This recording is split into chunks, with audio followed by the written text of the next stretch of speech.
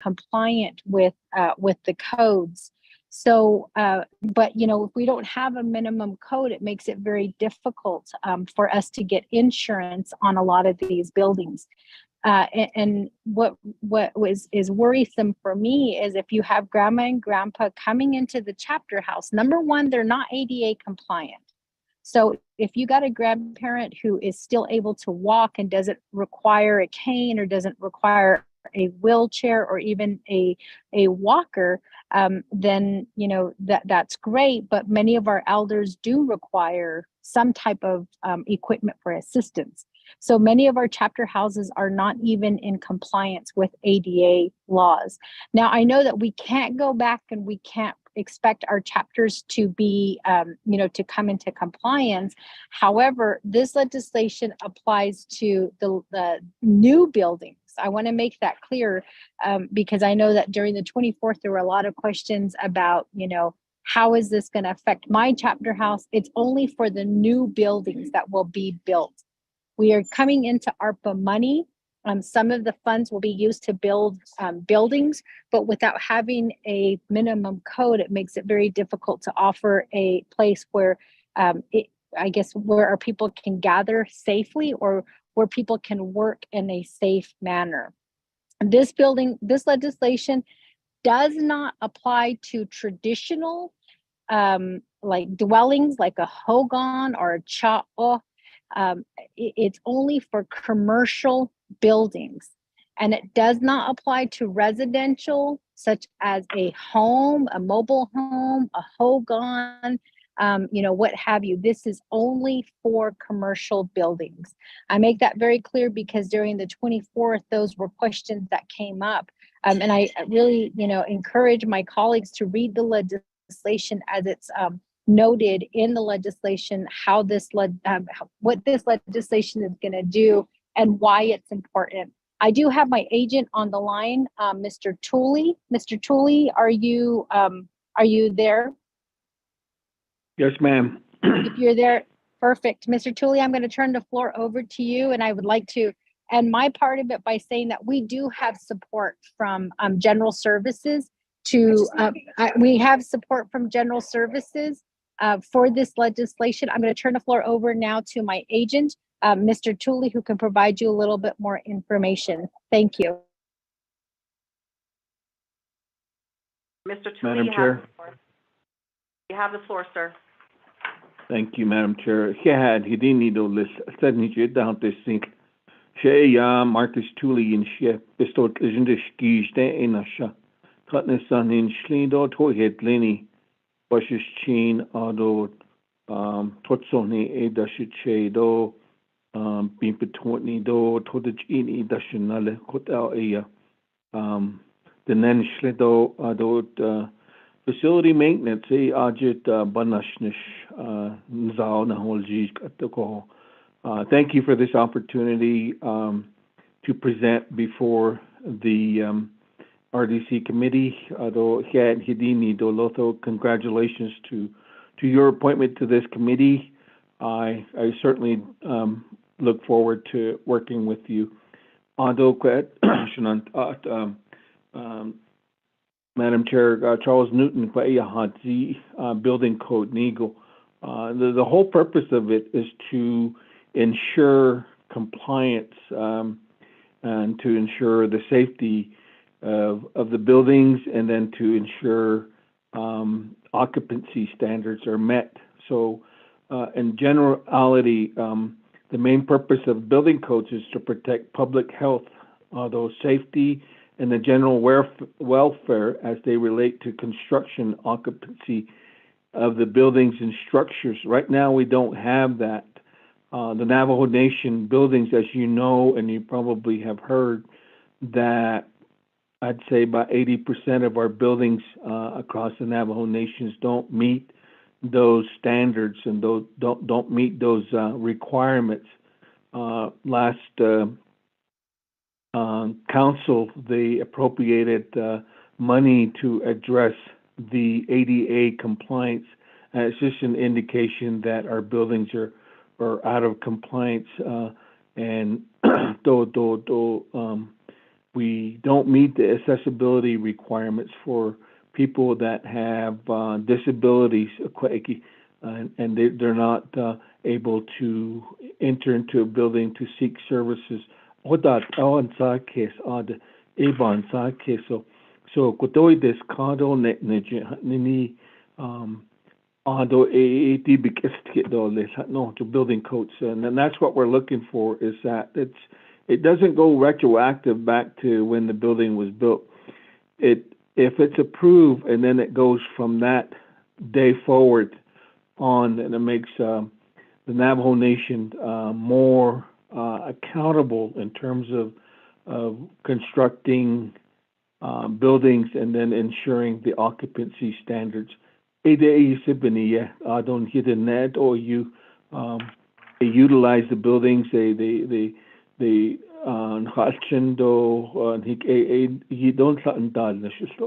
we want to ensure the safety, that whatever building that is built, that it should be built according to standards, national standards. There's a building code, international building codes, there's plumbing codes, there's electrical codes, there's all these other codes that relate to the safety of the occupants of the building and those that enter into the building. We're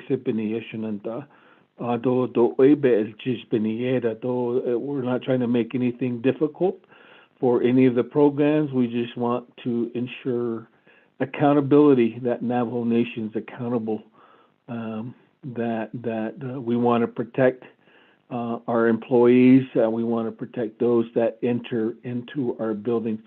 If the Navajo Nation is going to seek maybe loans to build buildings, that is also can be used. That the lenders can say, okay, the Navajo Nation has building codes, so we can ensure that we're assured that the buildings will be built according to the national building codes.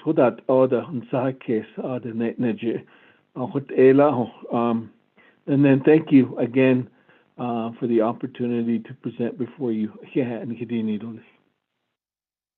Madam Chair. Yeah, Mr. Tooley. Madam Chair, does that complete your presentation?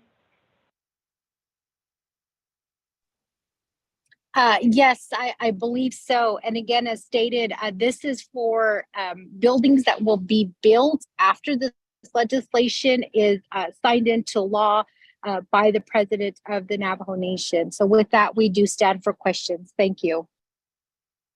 Madam Chair, Charles Newton, also to Mr. Marcus Tooley for providing a presentation on legislation number 0044-23 relating to initiating a international building codes for any future development of public facilities on Navajo Nation.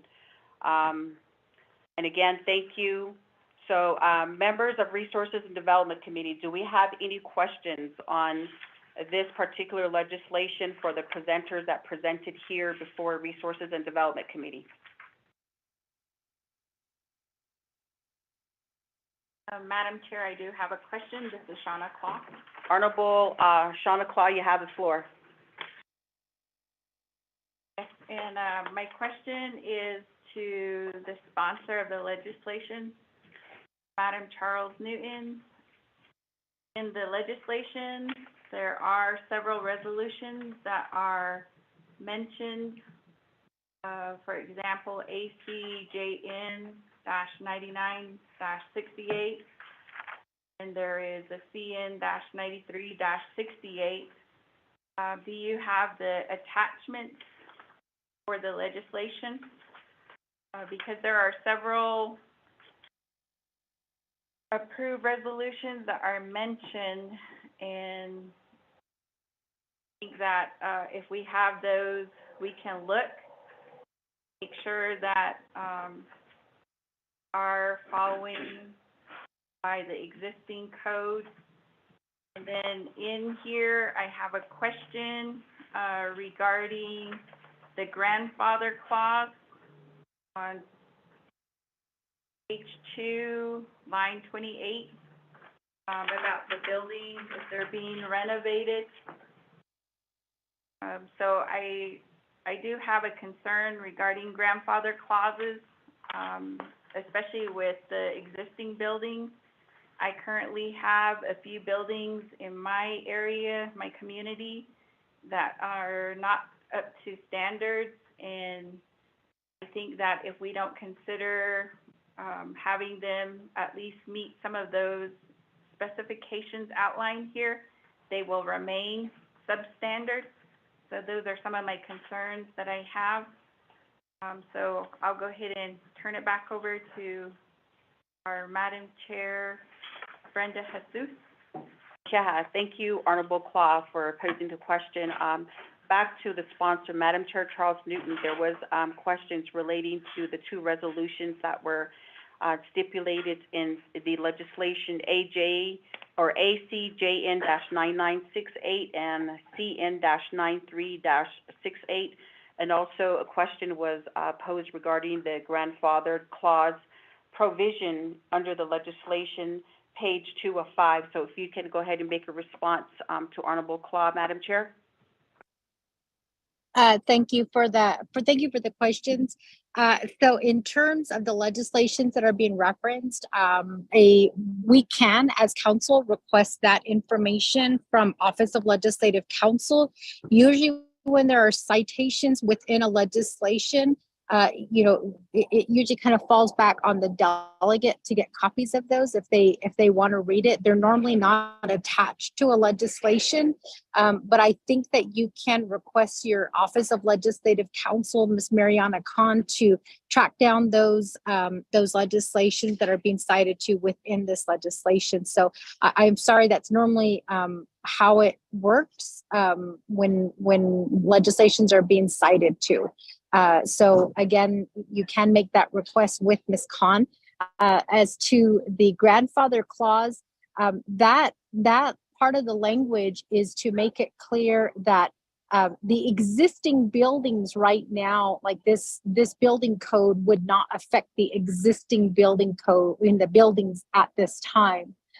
If council wishes to amend that portion and require every single building on the Navajo Nation to abide to the minimum standards that are being of the building code, that's something that can be done. However, the issue is the cost.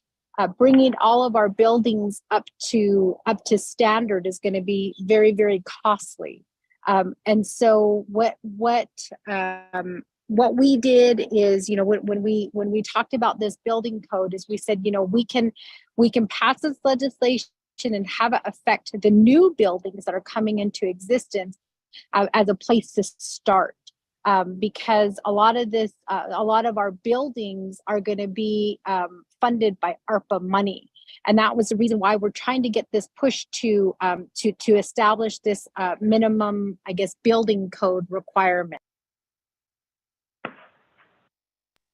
And then as far as the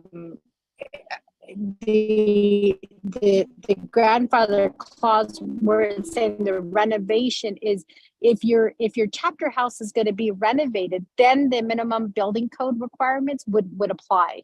I hope that makes sense. So if it's an existing building and there's no renovation going on, the building code technically wouldn't apply, because that is actually going to be a lot of work for council, because funding is going to be, it's going to be an issue for, having to bring all of our existing buildings up to code.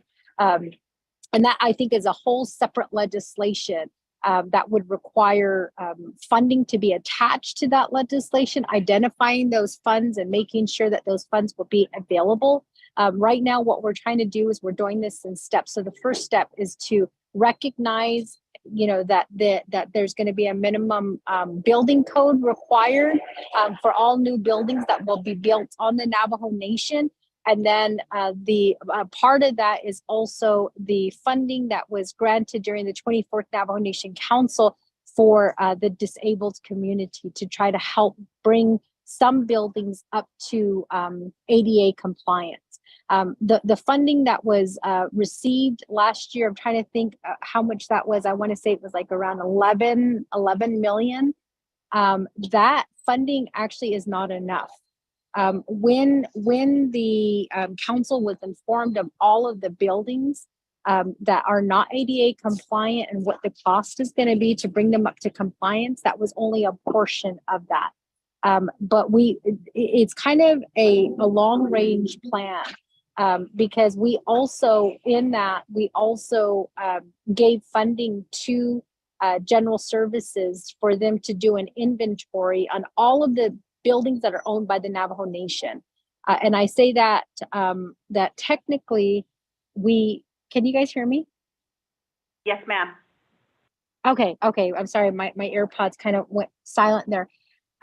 So technically, we do have many buildings on the Navajo Nation. Some of these buildings are owned by the Navajo Nation. Some of them are owned by private individuals. Some of them are owned by BIA. Some of them are owned by the state.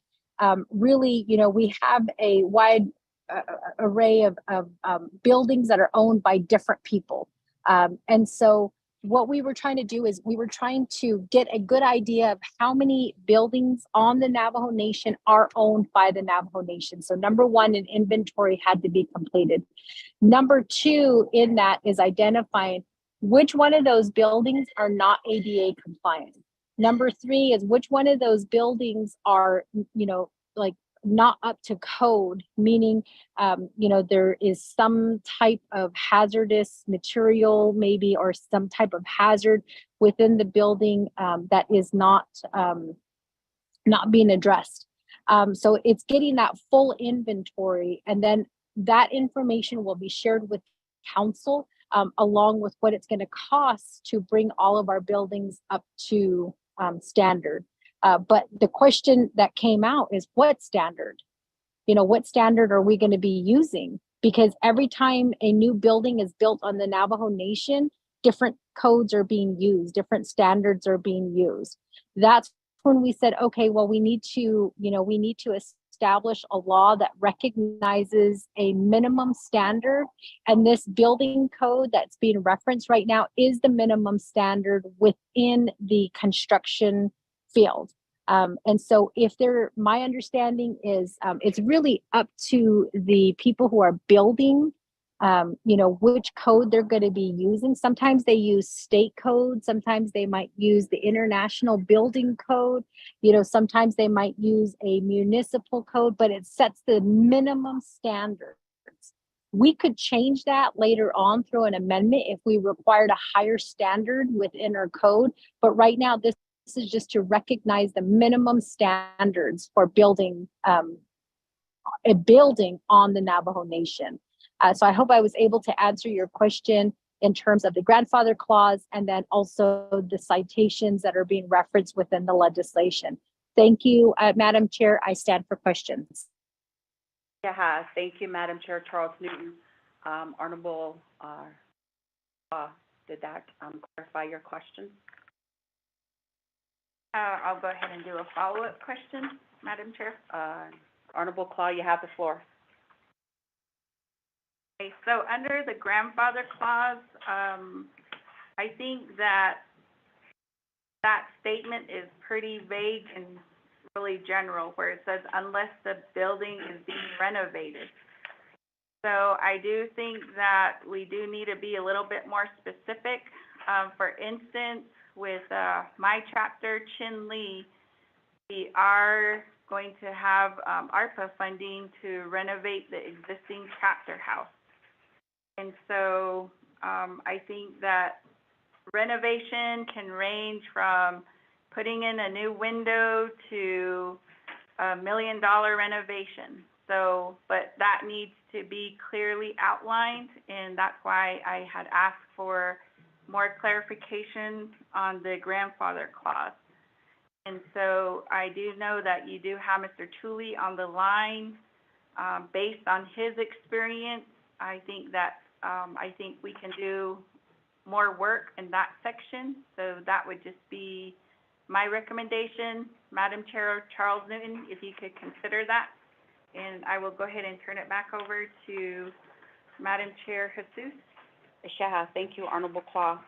And, back to, Honorable, Madam Chair Charles Newton, follow-up regarding the more, I guess, in-depth, clarification on, grandfather clause on page 2 of 5 of the legislation, line 28 and 29.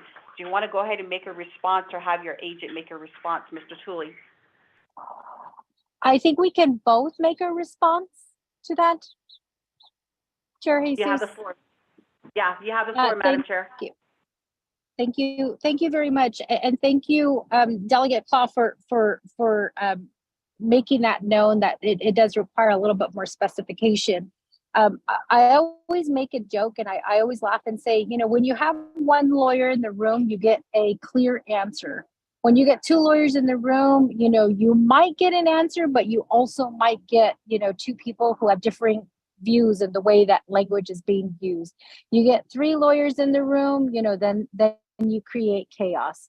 You have to remember that our legislations are written by attorneys, and it's usually, you know, the attorneys, you know, who are, you know, having to assist in changing the laws, whether it's a challenge in the law or whether it's a, you know, an issue that has come up that's been brought forth by our constituents.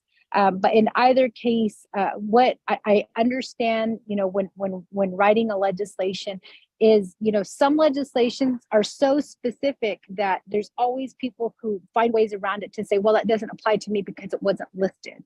You know, and I think that the term renovation, you know, that the term is a standard term that's used within construction.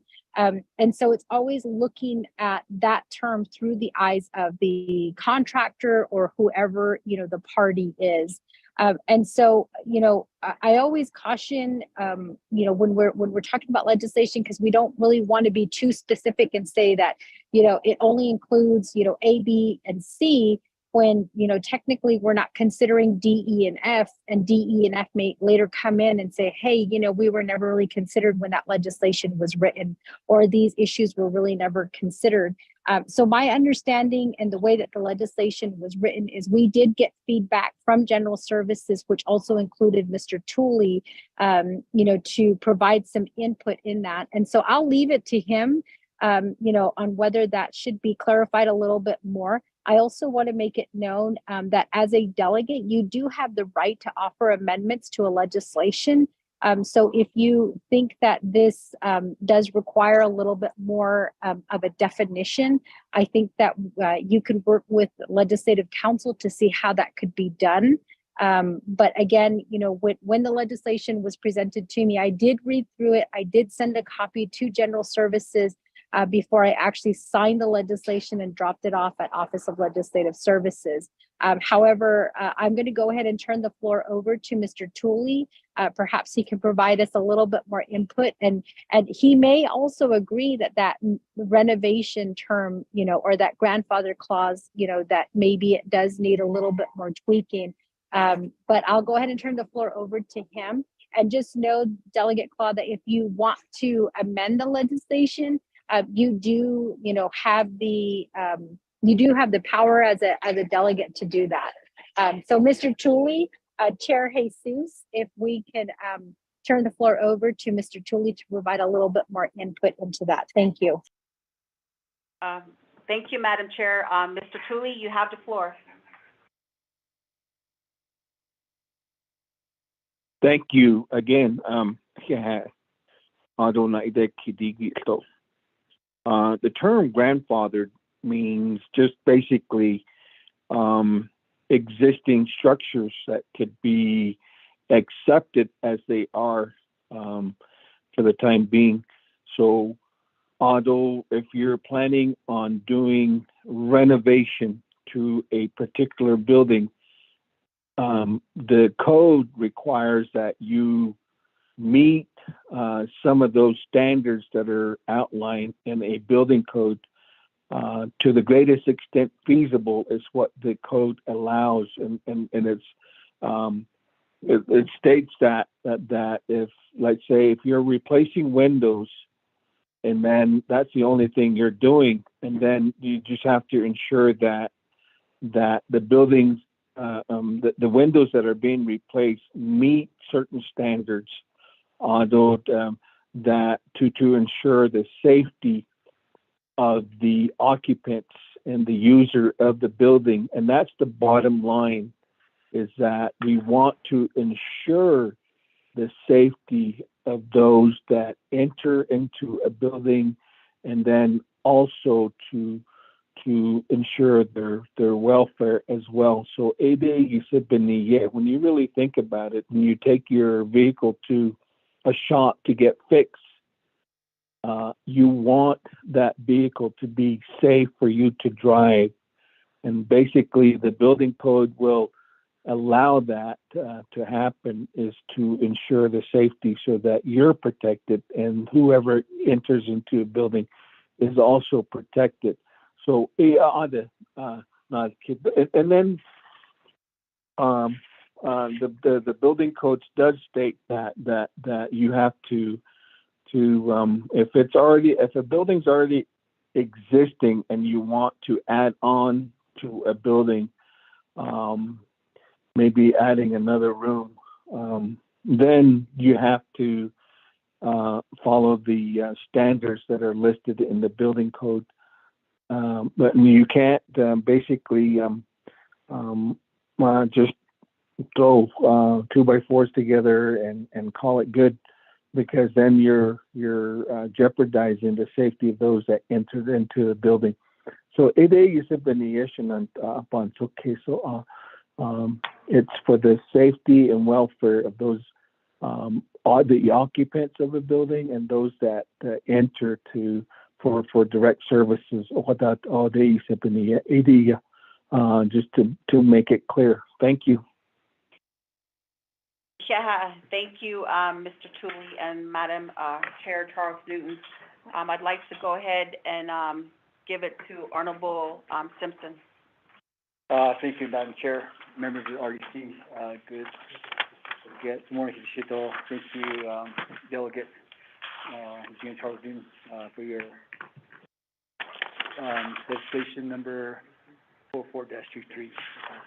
And when we presented legislation to the council or any committee that has final approval, and something that we asked for is the attachment. And I don't see the international code attached to this legislation. And I'm not sure if I do. I'm not a construction person, and I don't know the codes. And if I read the codes, then I'll understand if this is good for an application or not. Or do we need to have a better code in place beside this minimum code that we need for an application? So, Madam Chair, I'd like to ask the sponsor if she can provide the codes or the code, International Building Code. So I think we need to have that in front of us before we consider this, because, like I said, I don't know the codes. So 8 inch case, Madam Chair. So I think for us to move forward as a RDC, I'd like to see the E as an exhibit legislation. So I'd like to make a motion to table legislation until we get the International Building Code as an exhibit to this legislation, Madam Chair. Honorable Danny Simpson, Madam Chair Charles Newton, and also to your agent, Mr. Marcus Tooley.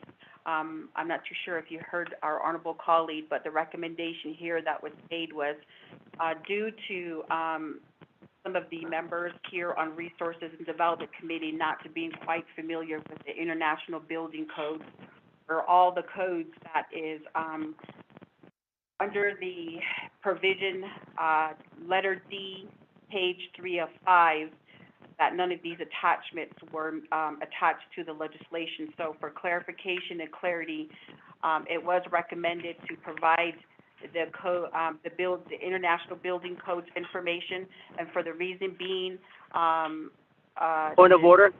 It was motion to table, by Honorable, Danny Simpson.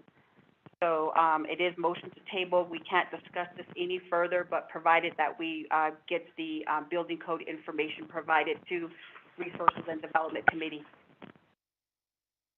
Second?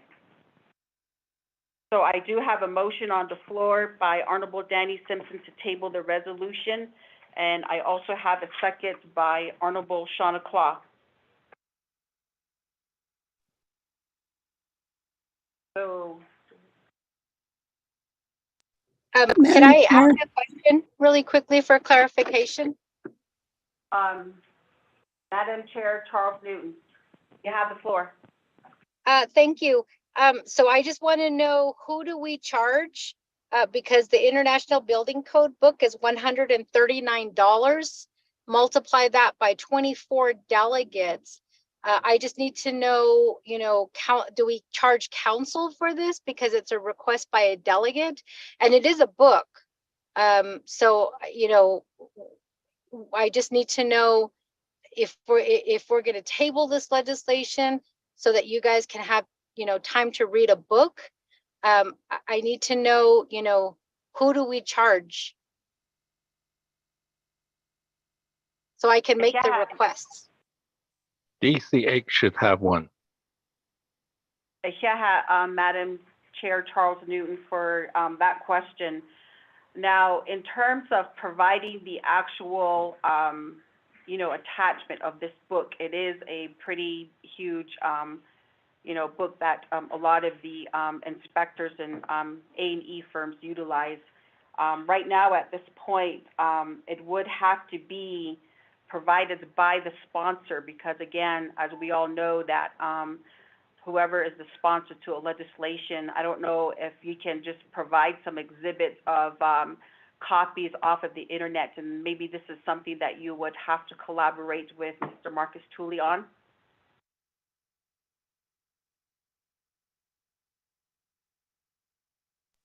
Madam Chair? Permission to speak? You have the floor, Madam Chair. I Point guess of order. Honorable Otto So. Thank you very much. I just wanted to go back to committee rules. I know that Madam Chair has some questions pertaining to direction, but once a motion to table or a motion to adjourn is called, we go directly to that item to address. That's also other than that, if you want to continue with discussion, I would ask the motioning party who motioned to table the legislation to actually withdraw their request so we can continue to talk about this issue. Thank you. Honorable Otto So. Go ahead. I'm going to go ahead and allow Mr. Rodney Tahi at this time the floor. Madam Chair, Delegate Otto is correct, but I just want to provide additional information to what he echoed. One, we need to know how long this table of legislation is going to be, and also two, Madam Charleston also has that, I guess, right is to move this legislation forward, since RDC does not have final authority on this legislation. However, it'll be reflective in the committee report that RDC did table this legislation and that we requested additional documents prior to final council's approval. As Madam Chair, members of RDC, I just want to make that additional clarification. Back to you. Okay. With that, this is a motioned legislation right now by Resources and Development Committee. There was a request for additional attachment information. We're going to go ahead and have this legislation be tabled with Resources and Development Committee until such time that the sponsor and the agent are able to provide appendix, even if it's just copies of the information that was referenced in the legislation to Resources and Development Committee. So right now, at this point, I will go ahead and call for vote. Madam Chair, Um, this is Mariana Khan. Okay, Ms. Khan, you do have the floor. Thank you, Madam Chair and members of the Resources and Development Committee. You do have a motion, currently have a motion to table the legislation. The request has been made by a member of the committee that the member, RDC member, withdraw the tabling legislation. You have those two on the floor. I just want to make clear as to what happens when the legislation is tabled. This legislation, as Mr. Tahi has stated, does not have the Resources and Development Committee as final authority. In these situations where a standing committee does not have final authority, the legislation, when tabled by the standing committee, goes forward to the next committee. In this case, it is the Nabiq-Iyatyit Committee. And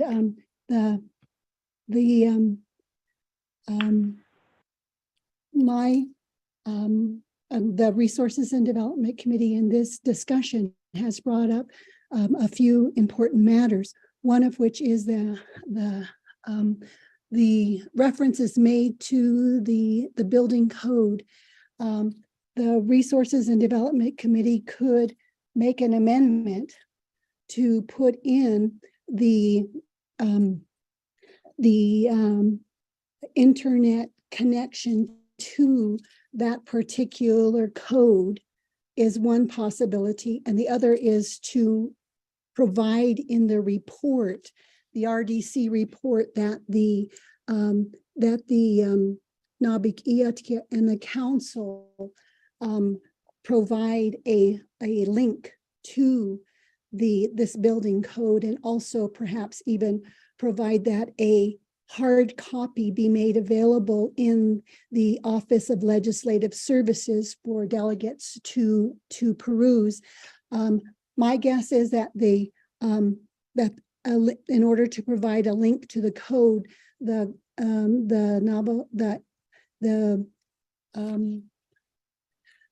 council would have to perhaps purchase a link to the code to be made available to the delegates. So that is one possibility, is to provide that in your report if you are going to table. The second possibility, the second item I want to bring up is reference to the references to about four previous councils, resolutions, advisory committee resolutions, and such be attached to the legislation for further clarity and history on Navajo Nation's history with regard to building codes. And the request was made that Office of Legislative Council provide those. I cannot provide those in this short period of time, but in the time before it gets to the Nabiq-Iyatyit Committee, I will work with with Jalissa Johnson, who is very wonderful about finding these historical documents, and get that so that it is available when it is considered by the Nabiq-Iyatyit Committee.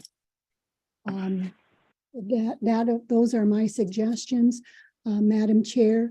If it is the determination of the Resources and Development Committee to table this resolution, again, the resolution will go forward because, according to the rules and Title 2-164, the legislation will go forward if this is not a final authority committee.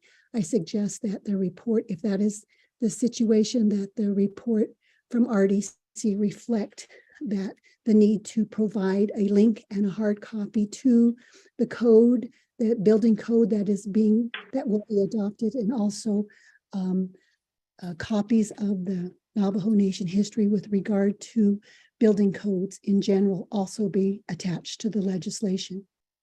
Madam Chair, those are my suggestions at this point. Thank you. Yeah, thank you, Ms. Khan, for the recommendation. I'd like to go ahead and give it back to the motioning party of tabling the resolution, Mr. Honorable Simpson, with the recommendations that was given by legal counsel to make an amendment to the legislation to include a link to the building code so that the honorable delegates will be able to have access to the building codes, and also for the resolutions that was indicated in legislation, in the legislation under page 4 of 5, 7 through 17. So, Honorable Simpson? Thank you, Madam Chair, members of the RDC. Thank you, Ms. Khan, for your recommendations. I will withdraw my tabling motion and take I guess I have to withdraw first. Okay.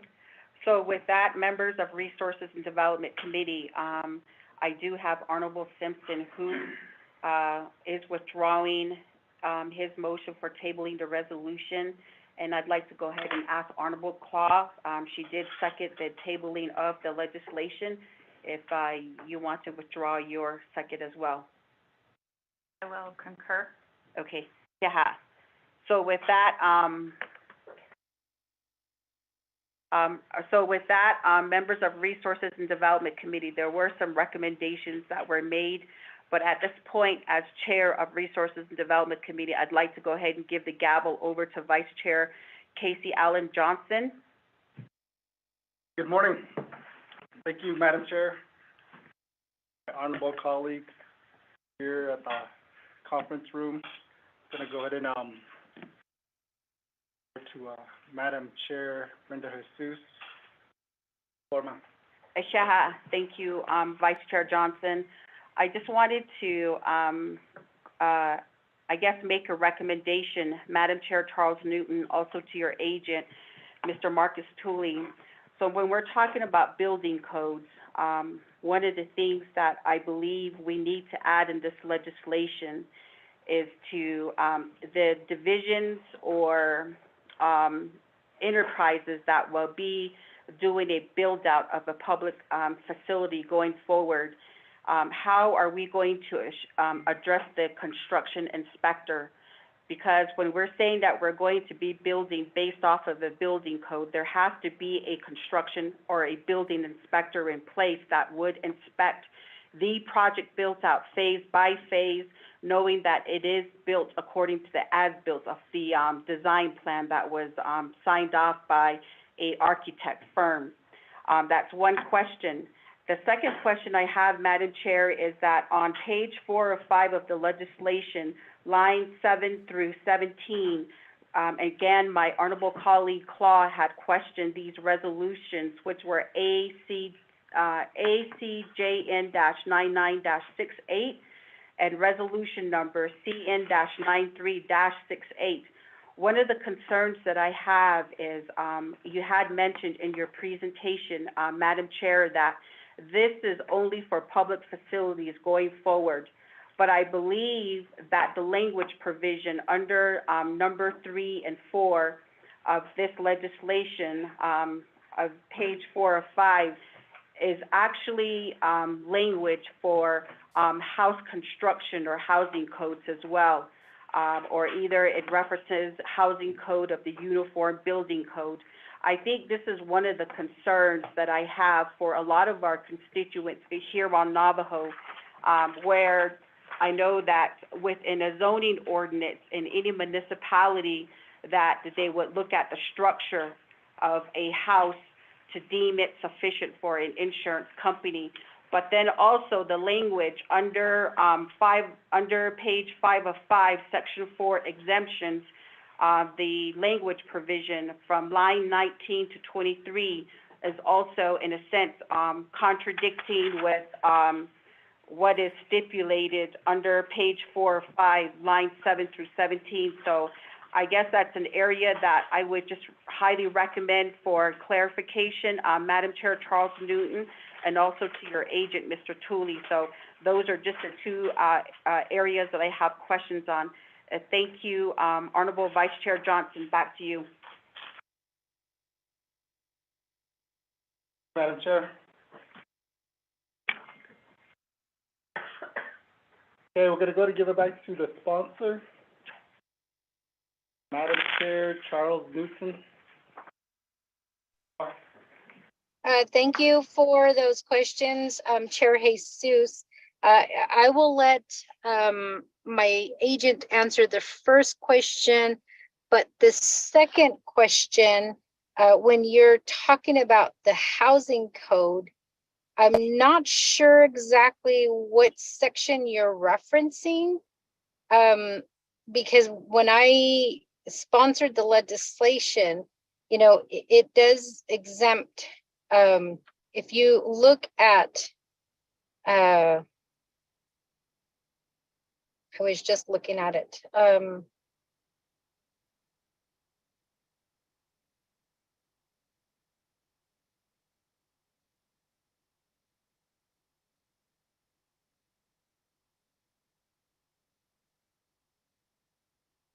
There is a section, and I'm trying to look for it. I was just now reading it, and I made the mistake of swiping up. So I will go ahead and turn the floor over to my agent to answer your first question while I look for the answer to your second question. Mr. Tooley?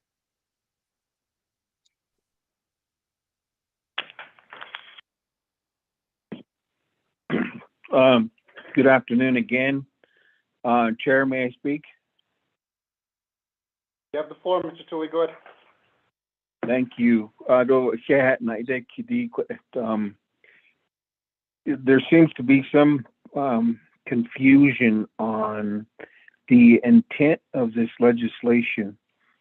First of all, the building codes that we had referenced are the codes, the national codes, the codes that are being used by the state, the federal, and local municipalities across the USA. It's not something that is just specifically for the Navajo Nation. It applies across the nation, and it's generally developed by builders and architects and safety officers.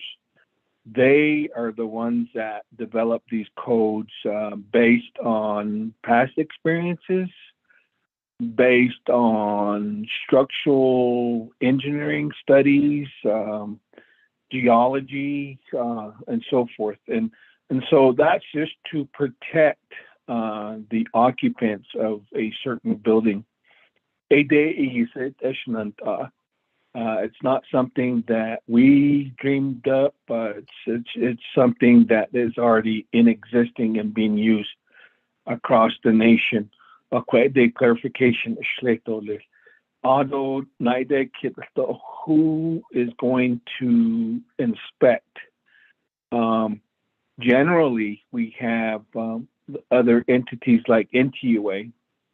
When they design a substation, they have engineers, people that are licensed and have the knowledge of constructing and developing a substation.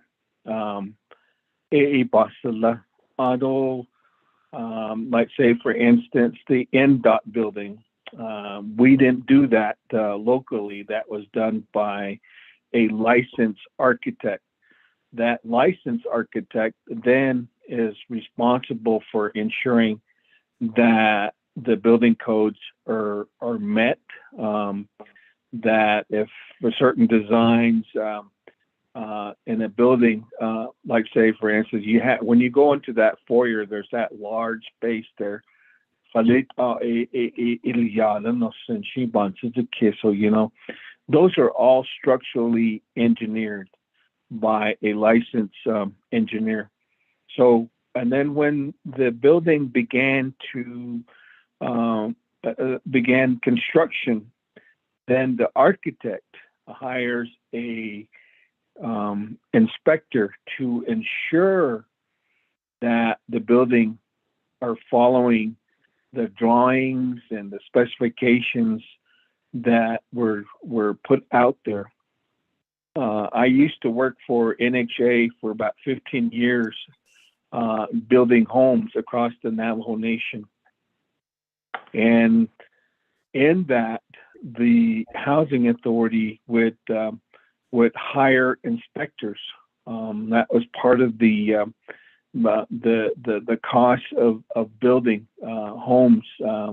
We hired inspectors, and they're the ones that were out there daily into ensuring that the contractors were following the specification, the architectural drawings. Although locally, Navajo Nation has such an office as well. It used to be design and engineering office. In that office, they have an architect, and then they have staff that are under that they ensure and they visit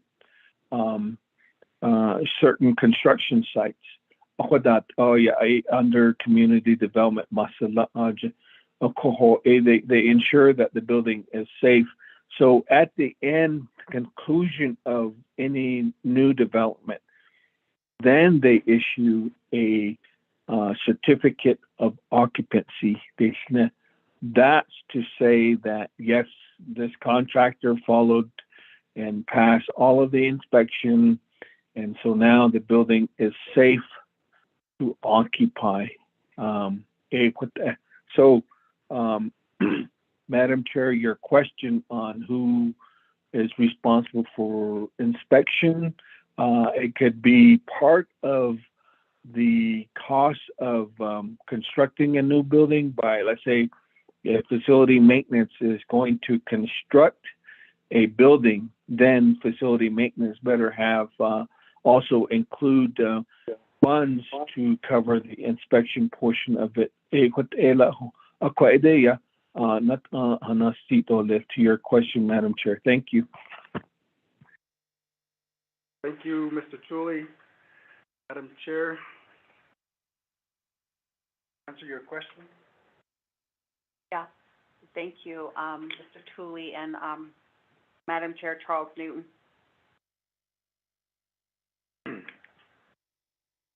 Thank you, Madam Chair. Chair Any Jesus. Any other RDC colleagues have any questions? Chair, Vice Chair Otto So. Honorable So, we're gonna give it to Madam Chair Charles Newton. Go ahead. Thank you. I wasn't sure if you wanted me to answer the question regarding the housing. I did find the provision on the legislation on page 405D, line 21.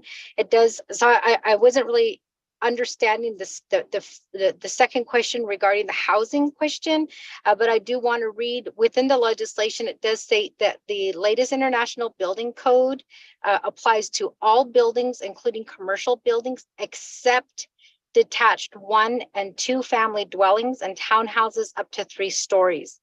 This code should not interfere with the construction of housing for the Navajo people.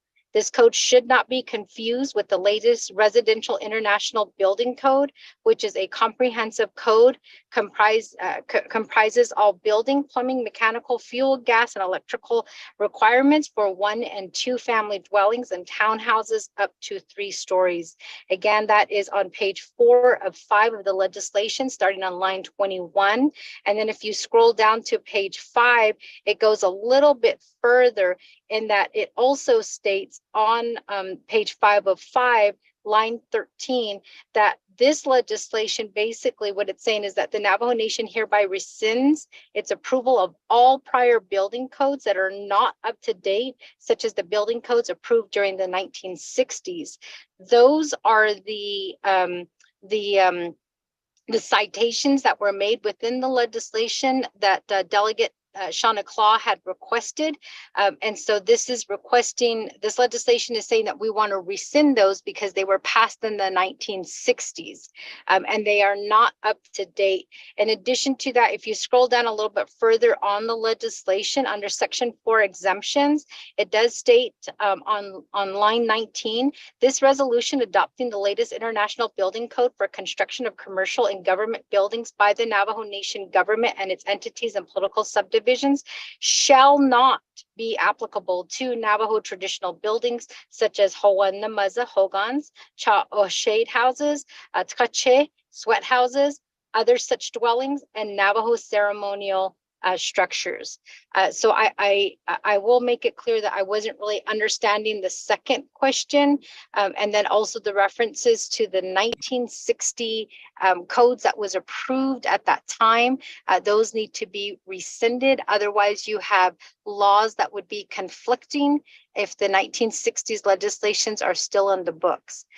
So I hope I was able to answer your question, but you know, the legislation, I know that that sometimes it can be a little bit confusing, but you know, the legislation does point to the fact that this doesn't apply to housing, doesn't apply to ceremonial structures, and the 1960s codes that were approved, they need to be rescinded.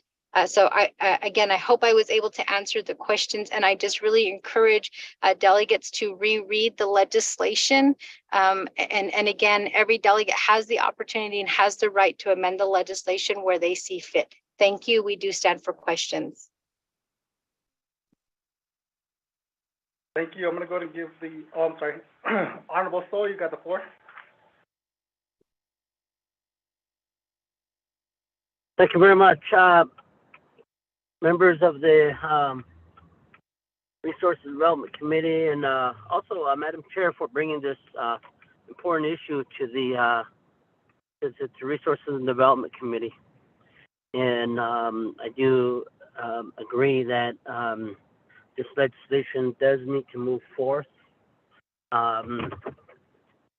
Although it does need additional work, members of the committee, Resources Development Committee. Number one is that, as Madam Chair alluded to, regarding that this will put the basis of building codes to be enacted by law, and so that new buildings built for the on the Navajo Nation, for the Navajo Nation government, should comply with these rules. I know that they are already complying with some sort of building code at this time. Division of Community Development, CPMD. Also, our enterprises out there also are somewhat complying with certain building codes, whether it's a structure for community use purpose or even housing. And I know that there's a lot of questions pertaining to who, where, what, and why. And I believe if you just Google the International Building Code, it'll come up. It'll give you the basic information that will that could be provided to any lawmaker to give them a glimpse and an idea of what the building code is. The building code I have personally worked with, and other type of codes, housing codes, and yes, it is a document that is expensive to purchase, especially if you work in the capacity of a building inspector. And with that, it would be, to me, ridiculous to buy 24 building codes for the 24 delegates, because we're not builders. So I don't like two bags to nihin ni hawa atabanilya. Dipa has ani dipa has ani the never kaya get I don't like Washington, never Washington, is they lekoko ya has ani yajin liniki the International Building Code Ndadot aso ya kodo kodo da atabadil zinto adon hos aron hosado le baba nache lego dan ne lokinda atal neko ya bik ho atal ne do le so bik ho gaso lisne o aban saskis alcohol we know that there's the International Housing Code also. So the references of the ceremonial hogans and cha'o and kache is not a building. I wonder who in the world said that kache is a building. But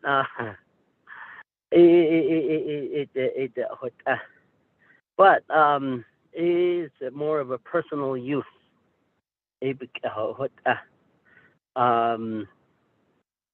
But what I'm getting to is that just referencing the email is I think is fair. Don't need to get all these other additional document to it, but just to refer to it because these international builders do not buy the book; they actually buy the digital copy. So also, the other is that the grandfather clause. I know what it means in general, but I don't think that the grandfather clause is in our code. I don't think it's in the code providing a definition. And I think that's something that we need to introduce a separate legislation to get that clause there, because these homes, especially if it's houses, housing construction, some of these homes are not built to spec. And we could grandfather those in, but maybe looking at maybe putting in the term on top of it is that if that structure should be renovated in the future, the international building codes will apply. But if they leave it as is, it stays as is, meaning that you cannot renovate it. But if they're going to renovate it, apply renovation, a building code would have to be administered as part of their policy. It's going to create chaos to our Navajo people because they're going to have to adapt to it. Also, the Madam Chair Jesus also touched upon our tribal enterprises. And I think in this legislation, we should list all the tribal enterprises as an amendment and to make sure that they comply. Also with the federal government, Washington, Lenigi, and the state, if they want to build on the Navajo Nation within the boundaries, within the territorial jurisdiction of the Navajo Nation, they should follow that building code. I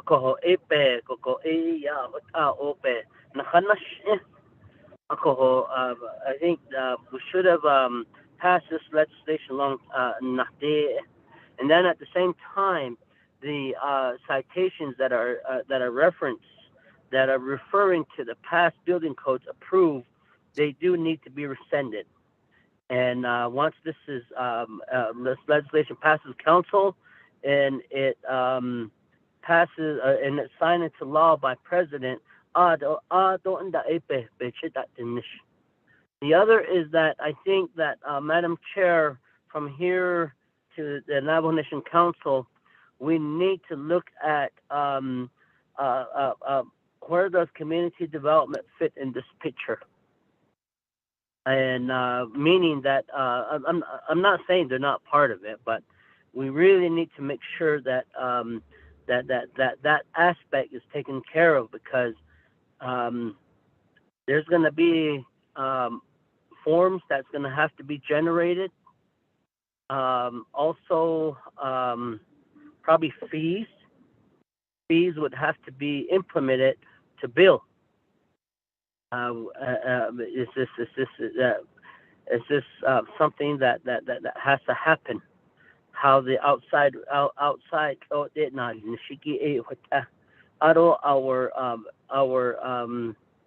architects and our I guess our project managers that are working for us with community development, with design and engineering, we really need to get hire a construction inspector pertaining to that matter of the building code, so that these inspections could happen, and that we have formal documents in place, so that one day, should a building collapse, fall apart, they're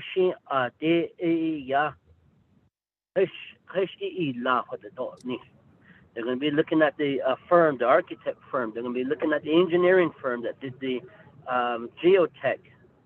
And they're going to be looking at who signed off on it. And then with that, it's going to open the door for more, how we're going to hold those individuals liable, because the certificate of occupancy has been issued, deeming that the building is safe for occupancy.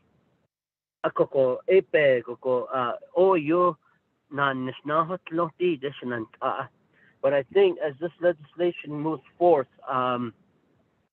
that we need to move this legislation forward and get a working document in place and allow the mother government to start building based off of these building codes that that's being requested to be enacted into by law. And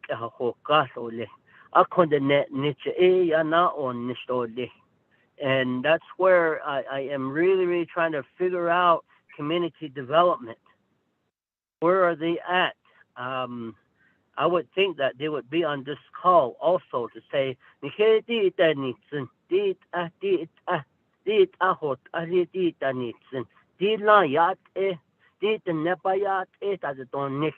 I have not heard community development on this call, because their program will be ensuring that all buildings on the Navajo Nation will comply with this building code.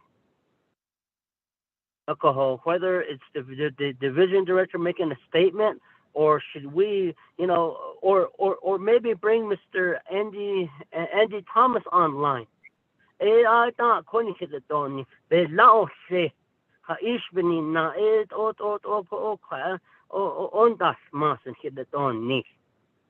an architect. And that is their main concern. Building codes, we have to get some in place, and I know that program really supports this.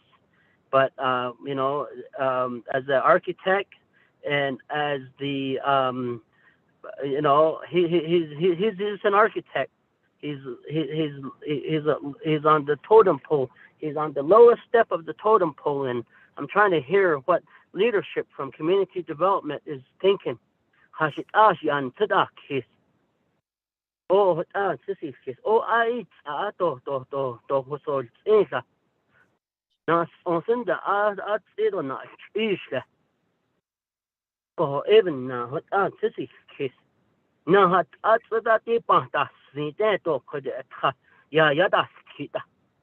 are they at? Where is the chief of staff? Can you get the Division of Community Development on the line so that he can provide some comments to this? Onsen.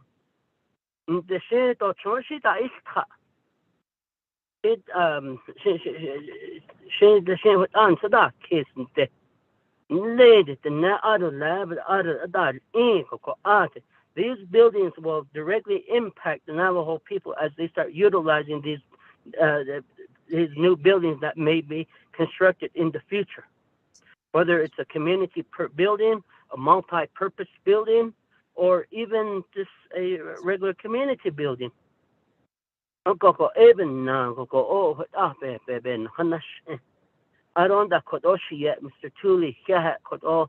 Yeah, I know that you've been an advocate on the building code from the past council, and I know that the legislation had been stalled and kuyoshi but not the kahato ji.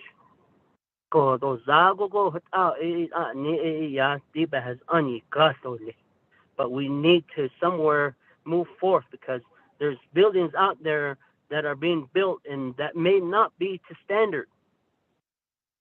How do we hold these companies liable for building a building that is not built to standard? So is it all on this case? I don't there is some buildings that are being built, constructed at this time. Current buildings that are being constructed, and I think that that they do utilize some sort of building code. And the other component with that is the Division of Economic Development. For instance, there's a hotel that's being built in Shanto. Now think about it. What building codes are they utilizing? Or it's basically you build anything on the Navajo Nation. You don't need any standards. That's basically what they're saying right now. The current construction that's going on, that's another issue that I think the Division of Economic Development needs to be at the table on this matter also. And they should be weighing in on this, Mr.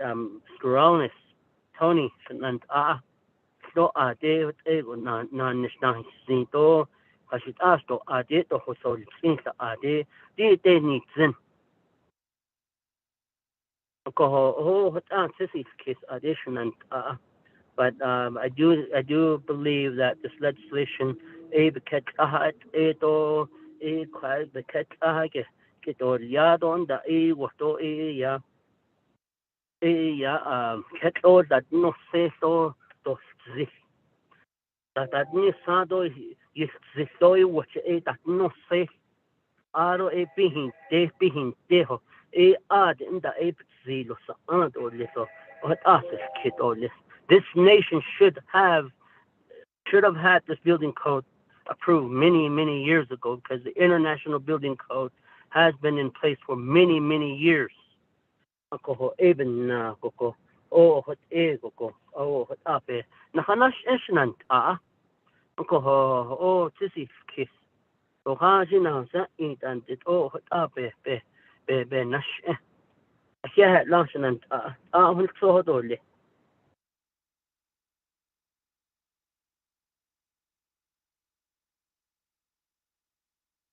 Your Honorable, so I'm going to give the gavel back to Madam Chair Seuss. Yeah, thank you, Vice Chair Johnson.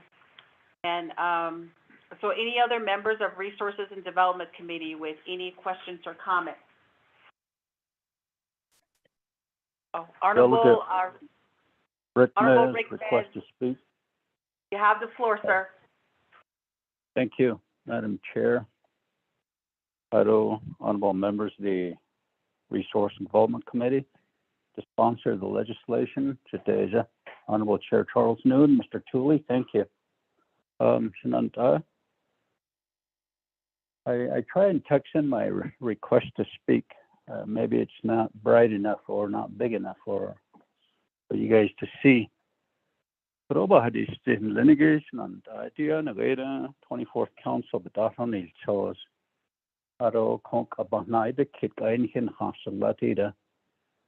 Aro dirige buildings. Yeah, yes, the intent of the legislation about Zenagota. So I hashin hate shin Tahodo Naso Katsinso to Nenegate era. Like all former resolutions that have been passed, we always go back in there and we rescind or amend them lawmakers need. We take a law or we introduce a law and we enact laws and then it's promulgated. What are American Disabilities Act kodo go a stohan sogashina on kahane hitato nikre the nedan linigi Mr. Hosky Benali data. A co aje large bananas is on the ne on sogashimpa datma has disabilities. The buildings again height ocean Piada his eco entrance way to Joda liada. The nehodat ehegi bahas anagain no. A coa ne go benach a sabe tanahadit I babe lada seatley. And it was a long time. Finally, it happened. If you look at some of these resolutions that were passed, it's dated back in 65, 68, 68. That's a long time ago.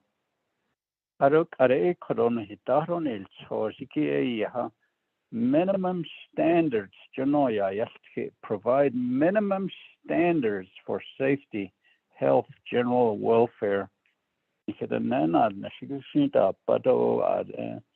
Kenya da ahaki a kotio minimum mikit edo kodo consegoshin based less, we're going to be amending it from time to time. Quagi nahot ilanadi nidole johui tita bishwas unnate liniki a ko krosatsuya ha ziki at nabikia hit the shin kodo adida committee report the gonabaka at the next day the DCD invited our next navigiat because it's going to navigiat committee and then the 25th Navajo Nation Council will have full authority for approval.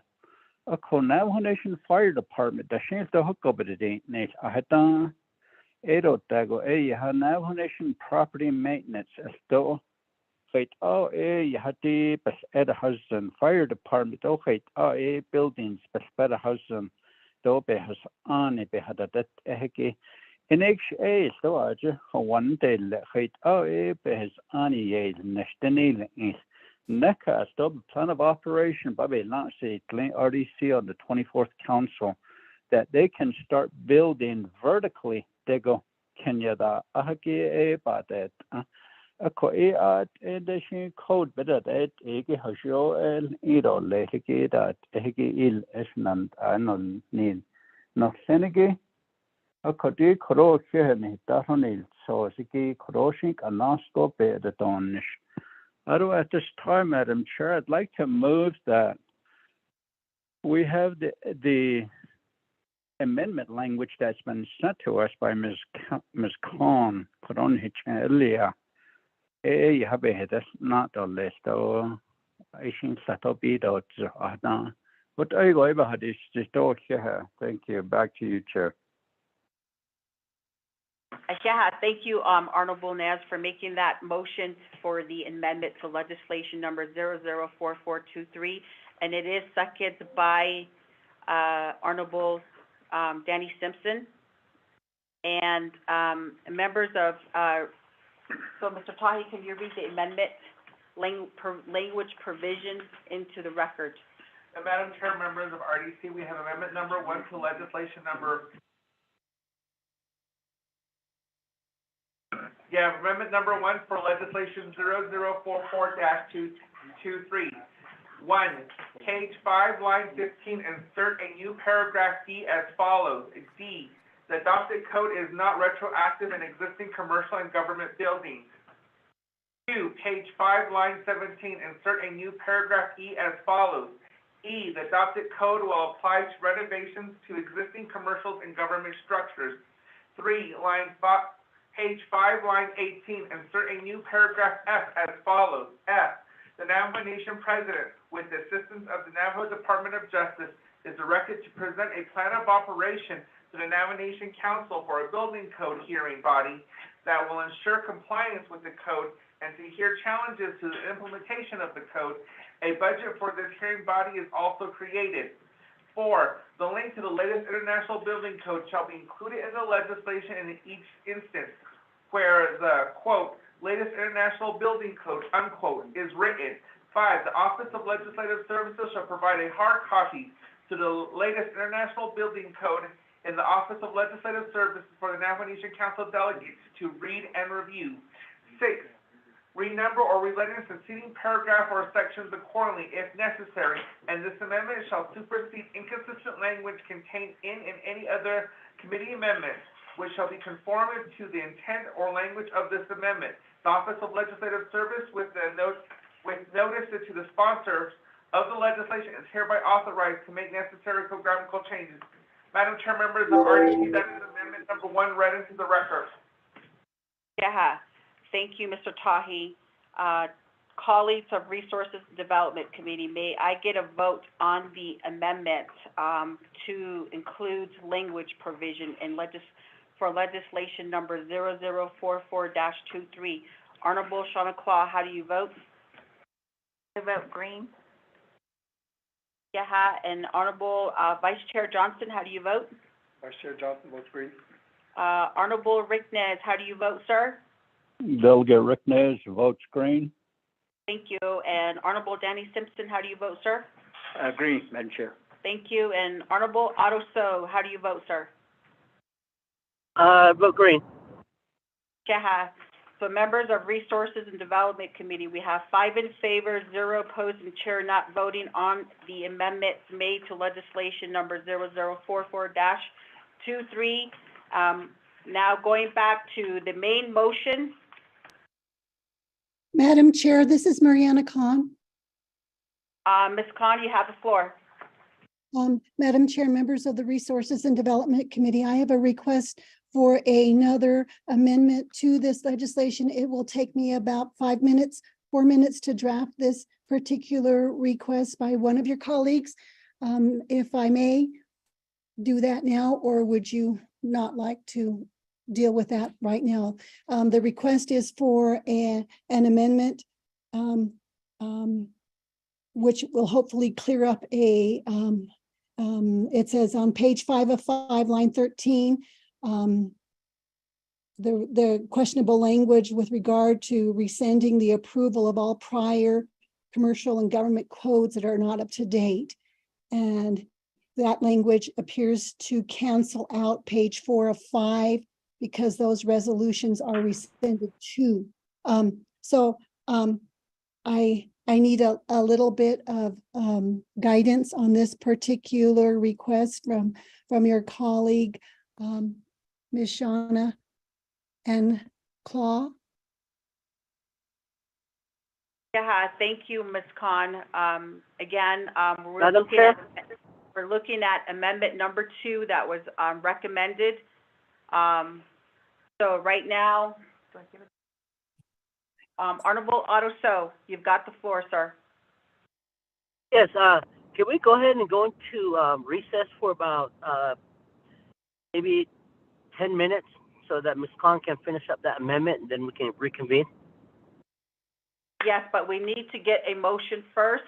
Honorable Shauna Claw, would you like to motion this amendment number 2, language provision to be added? Madam Chair, I'd like to make a motion for amendment number 2. Okay, and second by Honorable Danny Simpson. Okay, with that, right now I'd like to give the floor over to Honorable Simpson. That will be to the main motion, ma'am. To the main motion? Yeah, to the main motion. Oh, to the main motion, okay. So right now, we're going to recess for 5 minutes, and we'll reconvene, recess for 10 minutes, and we will reconvene at 12:20. Colleagues of Resources Development Committee and listeners on the call.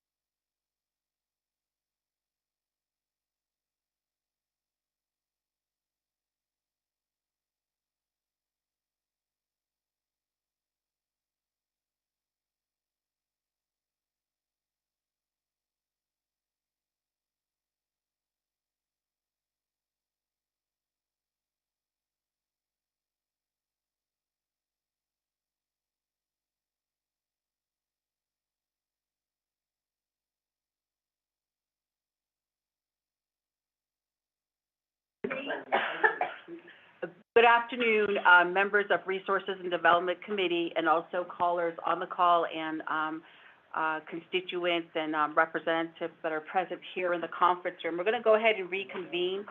So with a discussion here, Honorable Shauna Claw, with the amendment number 2 that was motioned here to add additional language provision for clarification, would you like to go ahead and just withdraw your motion?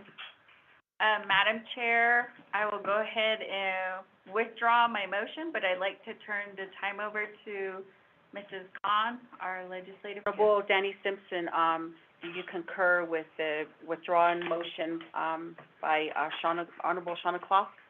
Yes, Madam Chair. Thank you, Honorable Simpson. Right now, I'd like to go ahead and give it to Ms. Khan, our legal counsel with legislative. Ms. Khan?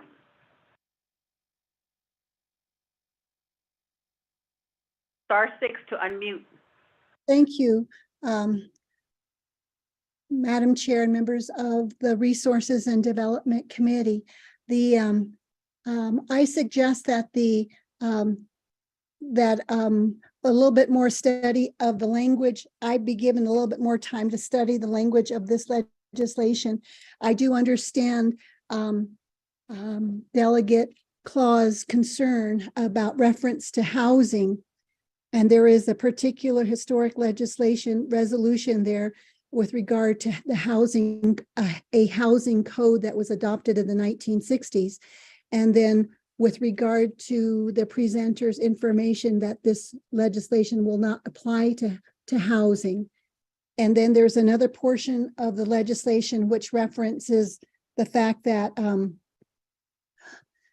let's see, the fact that the legislation, it says, on page 4 of 5, there's another section that might need clarification too. Section 4 of 5, line 18, and it's paragraph C.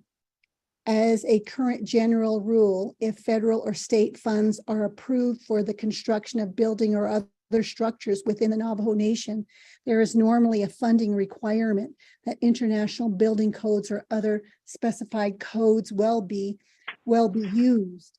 And I don't know if that language also includes the housing that is built by NHA and such.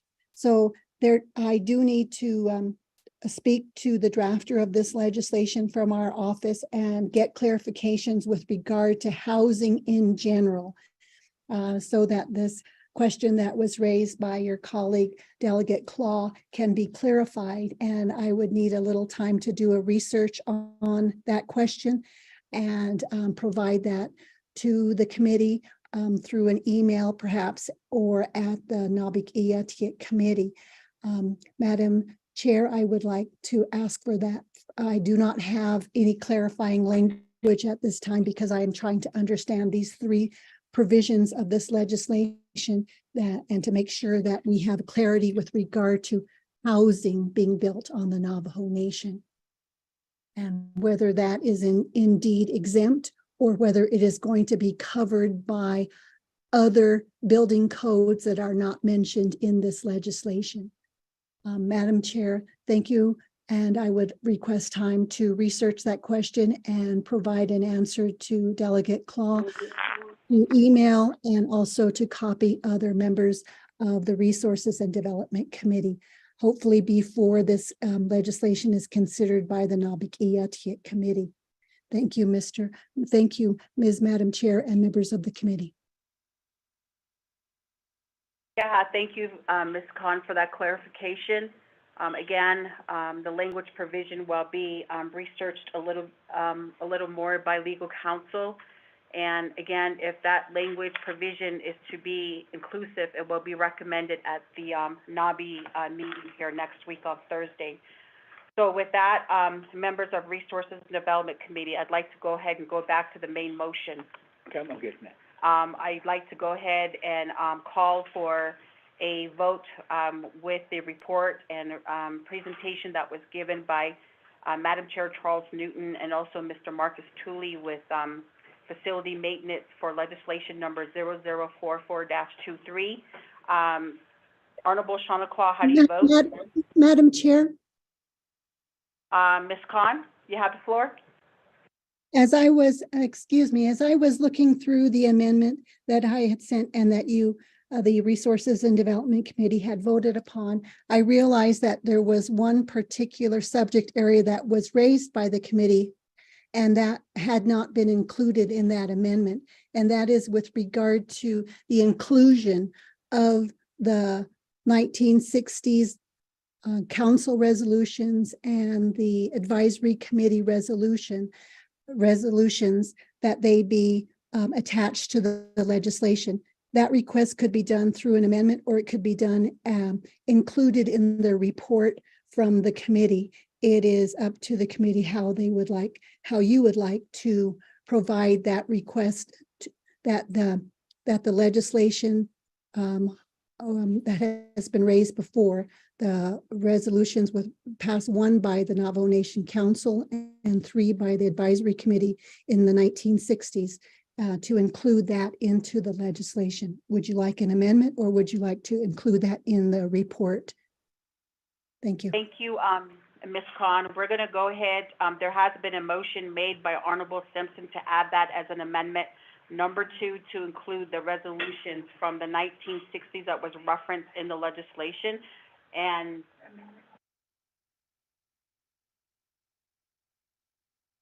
yeah. I'm sorry. So, and second by Honorable Claw.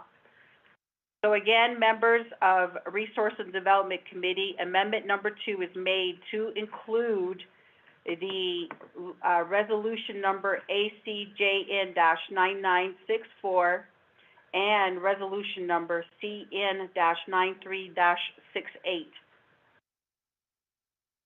And it was motioned by Honorable Danny Simpson and seconded by Honorable Claw.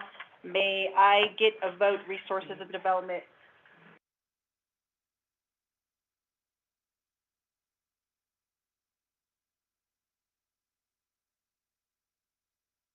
Ms. Khan, do you have the amendment written out for the legislation or resolutions that were requested? We need to read that into the record. Madam Chair, I have just sent that amendment 2 language. I sent it to Mr. Rodney Tahi and Mr. Leonard Mose. Ms. Khan, thank you so much. And Mr. Tahi, could you please read amendment number 2 into the record? Madam Chair, members of RDC, we have amendment number 2 to legislation number 0044-23. The amendment reads as follows. Copies of the Navajo Nation Council and Advisory Committee resolutions cited on page 3 and 4 of the legislation shall be attached to the legislation. The Office of Legislative Services and the Office of Legislative Council are located the resolution. Renumber or reletter succeeding paragraphs or sections accordingly if necessary, and this amendment shall supersede inconsistent language contained in and any other committee amendments, which shall be conforming to the intent or language of this amendment. The Office of Legislative Services, with notices to the sponsors of the legislation, is hereby authorized to make necessary grammatical changes. Madam Chair, members of RDC, that is amendment number 2 read into the record. Yeah, thank you, Mr. Tahi. So with that, members of Resources and Development Committee, I'd like to go ahead and request for a vote on amendment number 2. Honorable Shawna Claw, how do you vote? I vote green, Madam Chair. Yeah, and Honorable Vice Chair Johnson, how do you vote?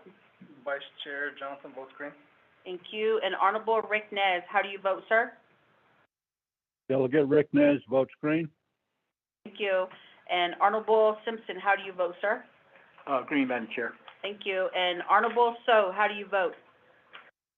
I vote green. Yeah, thank you. With that, members of Resources and Development Committee, we have a vote on amendment number 2.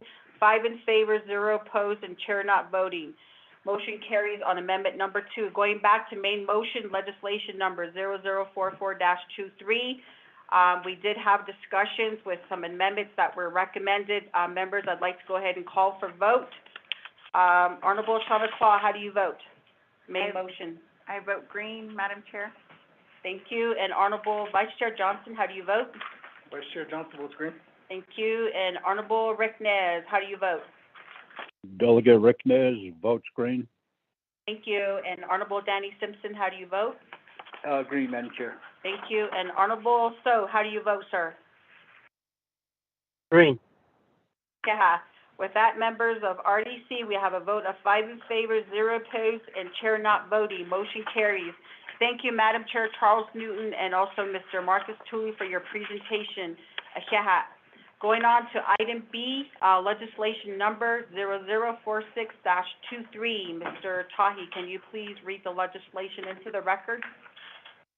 Madam Chair, you have a summary sheet for tracking number 0046-23, date March 30th, 2023, an action relating to the Resource and Development Committee, approving a relocation of $1,790,553.82 in cost savings from the certain N2A power line project in the Tisna Spas Kidichi Project Toe, Chistin Toe, and Wide Range Chapter to new N2A projects in accordance with Section 4B3 of CAP-35-18. The purpose of this legislation is to approve a reallocation of $1,790,553.82 in cost savings from N2A power line projects funded and approved for N2A under CAP-35-18. Said funds will be used for new N2A projects in the same 5 chapters or in the council delegates or the council district of the same 4 delegates in accordance with Section 4B3 of CAP-35-18. Resource and Development Committee has final authority over this legislation, will be read into the record in its entirety. The primary sponsor of this legislation is Honorable Vince R. James for tracking number 0046-23. An action relating to the Resource and Development Committee, approving a reallocation of $1,970,553.82 in cost savings from certain N2A power line projects in the Tisna Spas, Kiliti, Pagato, Chinchishpito, and Wide Range Chapter to new N2A projects in accordance with Section 4B3 of CAP-35-18. Enacted Section 1 Authority. A. The Resource and Development Committee, RDC, is a standing committee of the Navajo Nation Council with oversight over chapter activities. 2 NNC Section 500C. The RDC also has authority to review operations of Navajo Nation enterprise, including the Navajo Tribal Utility Authority, NQA. 2 NNC Section 501B4E. B. In April of 2018, the Navajo Nation Council approved resolution number CAP-35-18 titled Adopting an Assistance Fund Power Line and Chapter Projects Expenditure Plan pursuant to CD-68-14 as amended by CJA-03-18 and 12 NNC sections 2501 through 2508 as amended, waiving 12 NNC sections 810F, 820I, and M, and 860C relating to the capital improvement budget and capital improvement process. Resolution number CAP-35-18 is incorporated hence by reference. In CAP 35-18, the Navajo Nation Council approved the Assistance to Fund Expenditure Plan for NQA along with the funding in the amount of $18,690,787.92 from the N2A to implement numerous power line projects to connect many Navajo homes to the electric power grid. B. Navajo Nation President Russell Brigade, line item vetoed CAP-35-18 by the Assistance and Fund Expenditure Plan by NQA and approved the funding for NQA's projects were not effective. E. CAP-35-18 at Section 4B3 states, with approval of the Resource and Development Committee, any project costs saved or reduced through leveraging or otherwise that shall be available for expenditures on any other projects within the respective chapter being construction ready by CPMD If there are no construction-ready projects within the respective chapters, then the approval of the Resource and Development Committee, the saved or reduced costs shall be available for expenditures on any other projects within the respective districts. F, pursuant to this section 4B3, the Resource and Development Committee is solely authorized by Navigation Council to give final approval of the relocation of the cost savings on certain projects to be used on different projects, so long as such relocations comply with the chapters and district reconstruction set forth in section 4B3. Section 2, findings. A, during year 2 of the System Fund Expenditure Plan approved for NQA and CAP-35-18, NQA implement 22 projects located in 8 navigation communities, and NQA experienced significant savings with these projects. NQA requested relocation of the savings, and NQA was then available to connect another 33 homes to the electric grid, and an additional 34 customers who are currently waiting for the rights-of-way approval and other home sites and power lines in various stages of approval and construction. NQA has up to March 8, 2024 to use the relocated funds for these pending projects. See RDCJN-19-20, RDCN-37-21. At this point, NQA has identified an additional $1,790,553.82 in cost savings remaining after the completion of numerous power line projects under its approved System Fund Expenditure Plan. These completed projects are located in the Tisna-Spa, Kilichi, Pagito, Conchipico, and Wide Range chapter. NQA has provided an explanation of its project cost savings in its $1,790,553.82 calculations. Exhibit A. NQA has provided a new report dated February 9, 2023, titled NQA System Fund Electric Project Legislation CAP-35-18 Update Number 2, and further explains the NQA's cost saving is completed projects and its $1,790,553.82 calculations. Exhibit B. D. In accordance with Section 4B3 of CAP-35-18, NQA desires to use the $1,790,553.82 cost savings for other power line projects that will be located either in the same Tisna-Spa, Kilichi, Pagito, Conchipico, Wide Range chapter, or any other various chapters located within the council district of delegates Curtis, Yanito, Vince, James, Lombardo, Azaret, and Sandine Parish. E, the Research and Development Committee has determined the approval of NQA's request relocation of $1,790,553.82 in cost savings to new NQA projects in accordance with Section 4B3 of CAP 35-18, and in the best interest of the Navajo Nation and the Navajo people. Section 3, approval of relocation. A, the Resource and Development Committee of the Navajo Nation Council hereby approves the relocation of $1,790,553.82 cost savings available after the completion of numerous power line projects under NQA's approval through System Fund Expenditure Plan, which completed projects are located in Tisna-Spa, Kilichi, Pagito, Conchipico, and Wide Range chapter as shown in Exhibit A and B. B, the Resource and Development Committee of the Navajo Nation Council further approves the use of the relocated $1,790,553.82 by NQA for further power line projects located within the same 5 chapters listed above or within other chapters in the council delegates districts of delegates Curtis, Yanito, Vince, James, Lombardo, Azaret, and Sandine Parish. Section 4, Directive A. As a condition of the approval of the $1,790,553.82 relocation in this action, no later than 90 calendar days after the effective date of this act, NQA shall present a verbal and written report to the Resource and Development Committee. Said report shall describe all of NQA's new projects to be implemented with the $1,790,553.82 relocation of cost savings. B, NQA's new projects, if constructed ready, must be located within the same Tisna-Spa, Kilichi, Pagito, Conchipico, and Wide Range chapter, and if not constructed ready, NTUA's new project must be located within the other chapters within the council districts of Delegate Curtis Yanito, Vince James, Labarda Azaret, and Cindy Harris.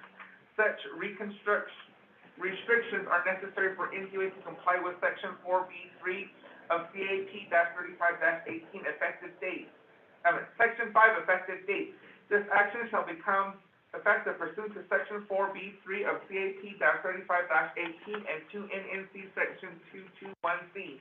Section 6 Savings Clauses. Any provision of this action is deemed invalid by the Supreme Court of the Navajo Nation or by the Navajo Nation District Court without appeal to the Navajo Nation Supreme Court. The provisions not determined invalid shall remain law of the Navajo Nation. Attaches Exhibit A, which is in the amount of $1,790,553.82. Then you have attaches Exhibit B, which is the NTUA System Fund Electric Project Legislation CAP-35-18 Update Number 2, submitted February 9th, 2023. Then you have the first report, the Navajo Nation Legislative Branch Internet Public Review Summary for Legislation Number 0046-23, sponsors Honorable Vince R. James. This legislation was posted on March 30, 2023 at 5:25 p.m. The 5-day comment period ended April 4th, 2023. There was no comments supporting this legislation, no comments opposing this legislation, no comments or recommendation on this legislation. Madam Chair, members of RDC, that is legislation number 0046-23, read into the record in its entirety. Back to you, Madam Chair. Yeah, thank you, Mr. Tahi, for reading legislation number. You can breathe now, I know it's been a long read.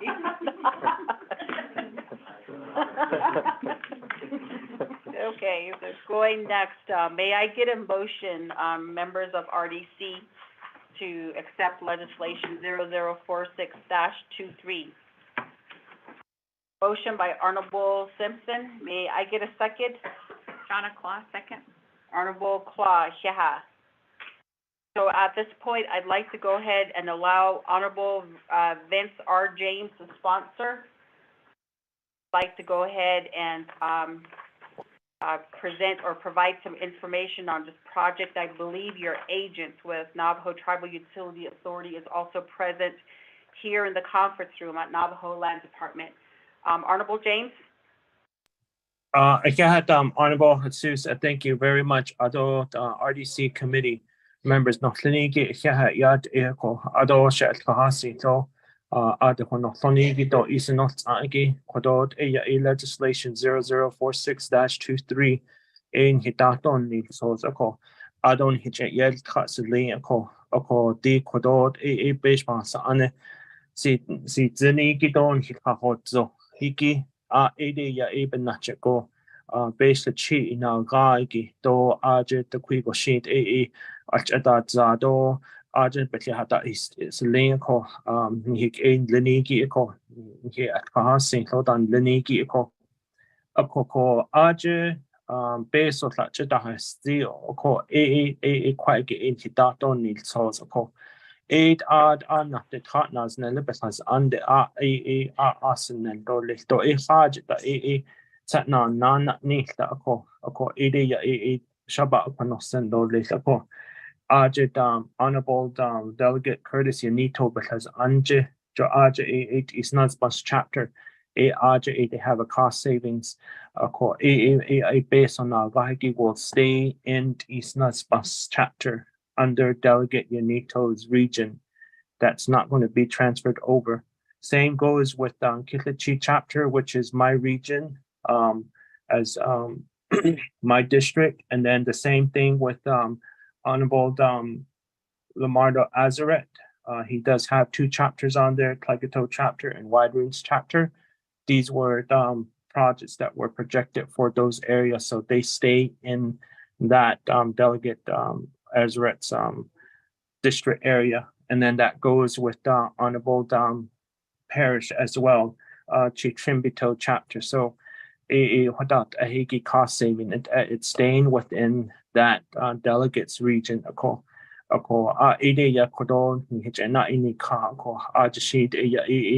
Based on nada hatit ashin behit achinane de dot inko aji based chi na vahigi has anje Could out a otski on his on adolis should not linigi quitidolis. Thank you, Madam Chair, Jesus, yeah. Yeah, thank Request to you, speak? Honorable James. Honorable Rick Nez? Oh, thank you, Madam Chair. Haro Shanala. Honorable Vince James Kuro. Sad Betan Hadit Aini Dahnain Sozgi. Madam Chair, D Kuro Nike got it is constant as a amendment language for this. It's correction of names. I'd like to motion that for Amendment 1, and it speaks to it's on page 3 of 4, lines 3. It corrects the date. There's an extra 3 in there. On line 10, Honorable Asseret, the name is corrected. On that same line, also Ms. Parrish. But also, if you look down to line number 25, those names, the same Asseret and Parrish needs to be corrected. And then you'll go down to page 4 of 4. On line 5 also, those 2 names need to be corrected. But they that's not a list. Thank you. Back to you, Chair. Yeah, thank you, Honorable Nez, for making the motion to amendment number 1. May I get a second?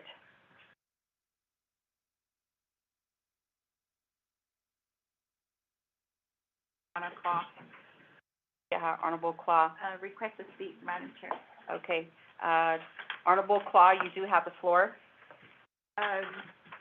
Good afternoon, Shanala, Honorable Vince James. On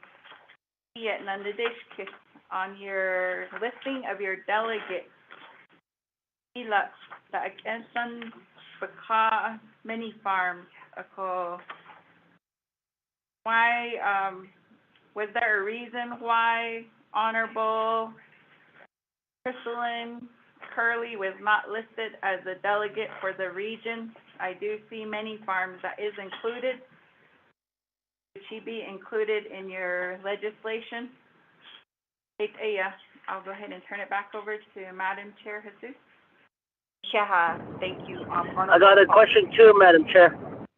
Okay, let's go ahead and just hold off first, Honorable. So with that, members of Resources and Development Committee, there was an Amendment 1 made and a motion by Honorable Nez to change the names of our honorable delegates, Lamardo Asseret and Shondine Parrish, on page 3 of 4 and 4 of 4, lines 10 and 25 on page 3, and on page 4, line 5, so that it will be clearly spelled out correctly for our honorable delegates. And again, there was second, so if I may get a vote on the amendment number, or have Mr. Tahi read it into the record. Madam Chair, members of RDC, we have amendment number 1 for legislation 0046-23. On page 3 of line 4, page 3 of 4, line 3, delete 2023-3 and insert 2023. 2, on page 3 of 4, line 10, and throughout the legislation, delete Asseret and insert Asseret, and that is spelled A-S-E-R-E-T. 3, on page 3 of 4, line 10, and throughout the legislation, delete Parrish and insert Parrish, and that is spelled P-A-R-R-I-S-H. 4, renumber or reletter succeeding paragraphs or sections accordingly if necessary, and this amendment shall supersede inconsistent language contained in any other committee amendments, which it shall be conforming to the intent or language of this amendment. The Office of Legislative Services, with notice to the sponsor of this legislation, is hereby authorized to make necessary grammatical changes. Madam Chair, members of RDC, that is amendment number 1040046-23. Back to you, Madam Chair. Yeah, thank you, Mr. Tahi, for reading the amendment number 1 into the record. So with that, members of Resources and Development Committee, I'd like to go ahead and call for vote on amendment number 1. I got a question on amendment number 1. Okay, Honorable, Otto So. Thank you very much. Honorable Honorable Nez, thank you for willing to sponsor the amendment. But I guess this amendment coming from our legal counsel, just to explain why we are changing the names. Number 1, CAP-35-18 is the work of the 23rd Navajo Nation Council. The legislation was enacted under that project or that council overall. And as we're moving forward to amend the amendments here, to move forward with this amendment, what is the main purpose and what is the main intent? Because the delegate region that is specified is already specified in the main legislation. It may say the previous delegate's name on the main legislation. So therefore, that an amendment, this legislation, which Honorable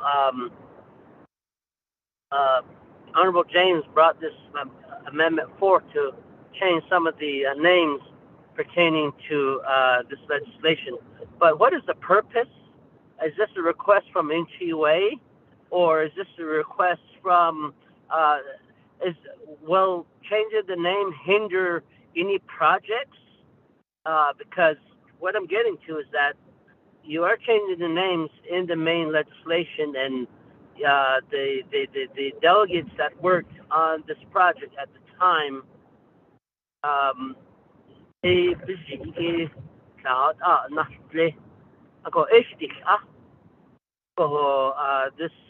CAP 35-18 is the work of the 23rd Navajo Nation Council.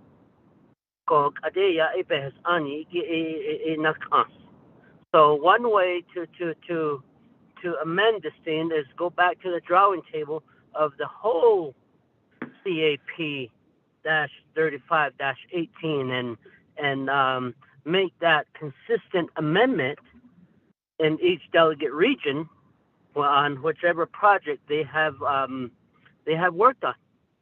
So for instance, the delegate for Kizlichi area, that was Honorable Elton Shepherd.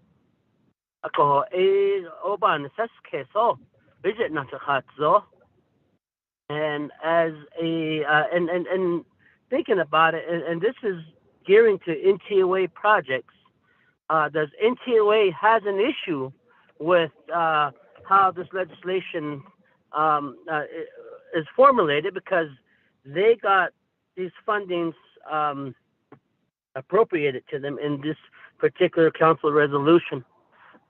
And then thirdly, I believe the legislation was actually set up so that when the projects are completed, the monies, the leftover funds, to what I remember was that they were supposed to revert back to Citizen. And that way it will increase the balance back at Citizen, and then therefore that as that happens, new proposals can be proposed. So this unused dollars that's the way I understand it. A project that went through, that was completed by NTUA, and they want to keep it in that delegate region. Is there a proposal to the amount that's left over, and what is the fund? How are the funds are going to be utilized pertaining to the leftover funds?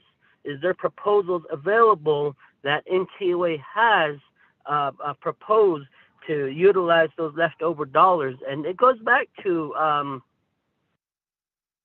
believe one statement at council was made was that NTUA obeso batahi And this is another form. They have finished a project, and now they don't want to release the dollars. And maybe if we could allow it to move forth as is, as how the main legislation was intended for, or how it was designed to move forth and complete and allow the funds to revert back to citizen, and maybe a new proposal could be proposed among the 24th Navajo Nation or among the 25th Navajo Nation Council. That way, projects could be rendered and proposals could be made to meet today's construction and needs. So, so the way I see this legislation is that NTOA has some funds that was given to them, and and the legislation is designed to, the main legislation is supposed to revert back to citizen. But I believe this legislation that Honorable James is proposing is going to allow to keep the dollars there in the region. I do support that, but what is it going to be used for? Where is the proposal? Because if we authorize this the way it is that there's going to be no checks and balances on how they're going to utilize those dollars, whether it's going to be for power line hookup and things like that. How is it going to be utilized? Where is NTOA going to utilize these dollars, and in what form? Because yes, power is needed for many of our constituents, but I would like to see a proposal on how these dollars are going to be, these leftover dollars are going to be utilized, because these citizen dollars are meant for infrastructure in the delegate region. And I believe this this funding is speaking to the 4.1 million that was equally distributed to the region. To reallocate this, I guess, and to keep it in the region, we can at least allow NTOA to come up with a new proposal on how they're going to utilize the leftover funds for this particular legislation. Thank you.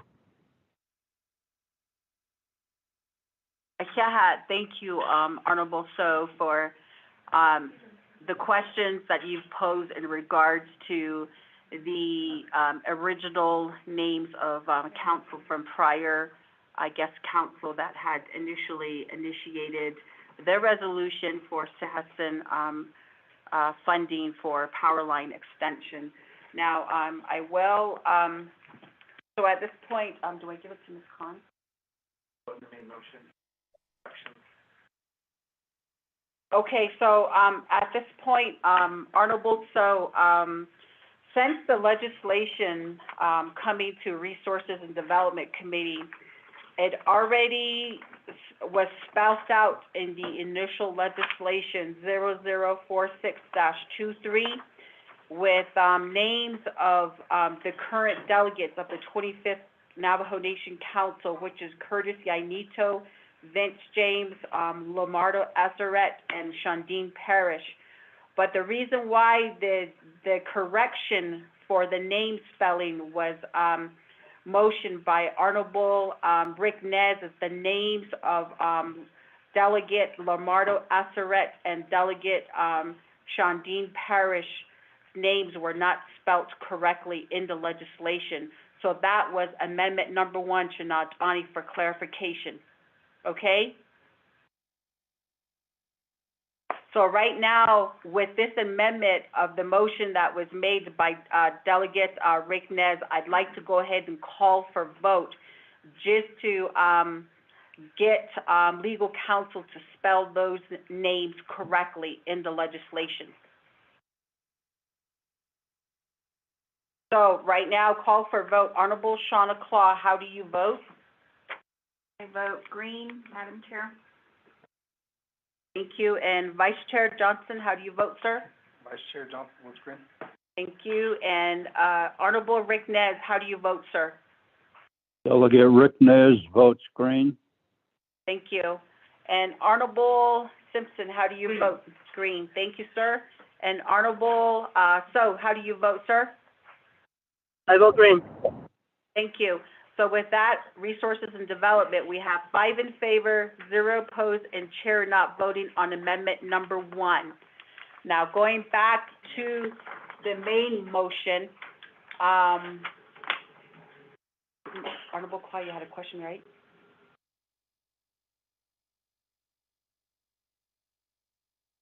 So, honorable members of Resources and Development Committee, additional questions on main motion. I'd like to go ahead and give the floor over to Honorable Simpson at this point. Thank you, Madam Chair. Thank you, members of RDC, ETA staff, good afternoon, staff who are here, guests on the line. Madam Chair, yes, we heard a presentation from Honorable Delegate Vince James, and I'd like to request to have NTA do a presentation on how they came up with this. Ones that were not, I guess, they're asking for reallocation, and they're going to be working with other community members that need power lines. So how did they come with these names? How did they come with $1.7 million? I'd like to request that from NTA to get a presentation. Honorable Simpson, the request was to have Navajo Tribal Utility Authority individuals who are physically present here in the conference room to provide a presentation on a little bit more in-depth information in regards to the reallocation of the funds that is requested per the legislation. So I'd like to go ahead and give it to representatives from NTUA, Mr. Brandon Bitsui and Mr. Martin Ashley. So you have the floor, gentlemen. Request to speak, Madam Chair. Honorable Rick Nez, you have the floor. Within that presentation, could you have them respond to Honorable Ottoso's concerns, the questions that he had raised about these new projects? Is it new projects?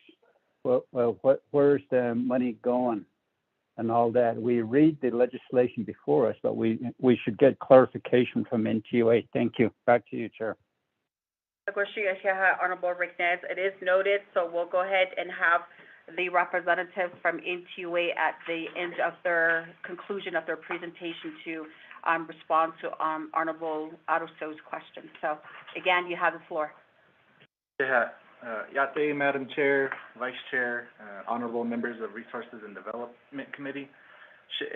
Brandon Bitsui in the Sheh, might be excuse me, Nishle. Nakai Bashichin, Class Che, Dashache, Nakai, Dashanale. Navajo Tribal Utility Authority, they got the Ahi Shinan Nish. Sayot Sod, Dan Nasha, to Ulabato, Dan Nasha. Navajo Tribal Utility Authority is coming before the committee to request authorization to reallocate cost savings for power line connections within the 5 chapters, Tisna Spas, Kinslachi, Klagato, Chichimbato, and the Wide Ruins.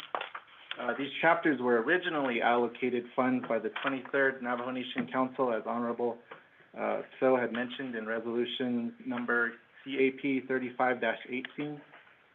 And so I kind of want to, I'm sorry about the way the Exhibit A is really, it's not clear, so I want to go through the details there, and that's where the cost savings.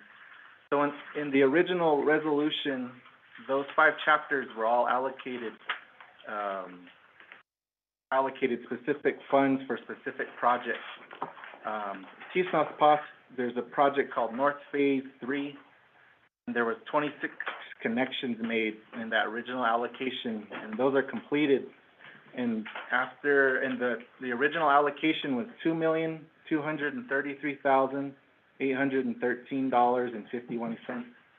Now that all those connections are made, we realize the cost savings of $889,136.24. In Kinslachi, there's a project called Upper Wood Springs. There was 8 connections originally planned.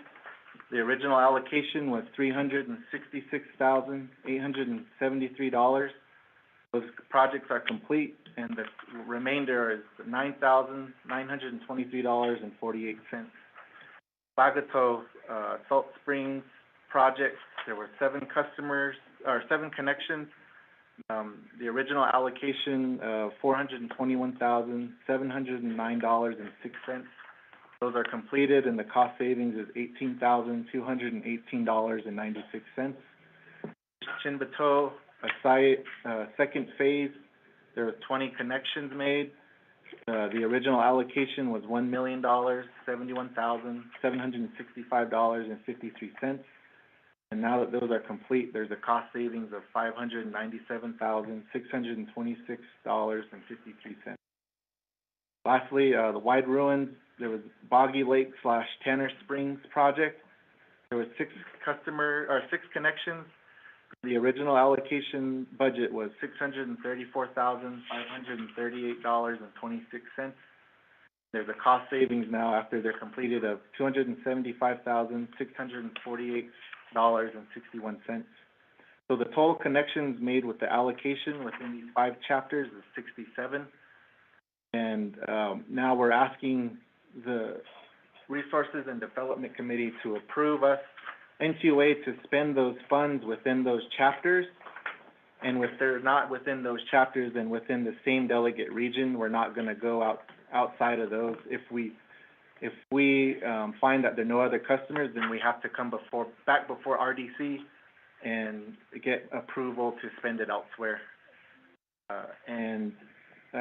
The reason why, Honorable Delegate to answer your question, I believe we have projects currently in the feasibility process. The reason why there's no set list of projects right now, we don't want to get hamstrung where, Brandon Bitsui is listed on the project, but then, my home, when NTUA goes out to visits the field, they find that I don't have my home site lease, or they find that all my drywall's not up, which is a requirement, and it's not feasible, then I would have to come back and ask for amendment again to take Tim's name off the list. So that's why there's not a specific project list. But we, as a way to address that, Legislative Council has suggested in the last section where NTUA would provide, Section 4 of the directive, we'd provide a report on what we have so far within 90 days to hold us accountable, to make sure that we're spending the funds within the proper chapters and not going outside. And again, so this is really specific only to these chapters. It doesn't mean that there's other chapters that don't have cost savings right now, but these 5 chapters are the only 5 that we feel confident enough right now that we can approach RDC for approval to reallocate the funds within those chapter regions, or chapters and chapter regions. With that, we stand ready for questions that you have. Thank you, Mr. Bitsui, for that presentation. Again, to members of Resources and Development Committee, do we have any questions with the report that was provided here by Mr. Brandon Bitsui, who is legal counsel for Navajo Tribal Utility Authority? Madam Chair? Honorable So? Thank you very much. I believe I posed a question to Legislative Council on the cap 35-18. In the legislation there, I believe it speaks to projects that are completed there in the Sehisan. The Sehisan legislation was divided as $100 million legislation package that was divided $4.1 million into 24 delegate regions. In the cap 35-18, it indicates that unexpended dollars, whether it's a cost savings or it's any type of funding that's left over, the funds are supposed to revert back to Sehisan. And my question that I posed to Legislative Council with drafting this legislation, and does the legislation that in Cap 35-18 speak to the issue of unexpended citizen dollars to revert back to the citizen account? Because if that language is there, that's policy, that's law.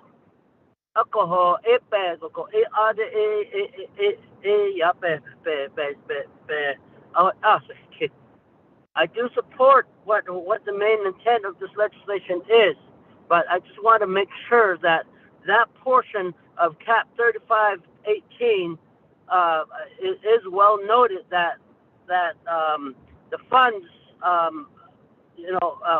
to clarify what the Cap 35-18 indicates on funding that's left over, because I believe that was part of the legislation or part of our discussion upon approving that particular legislation.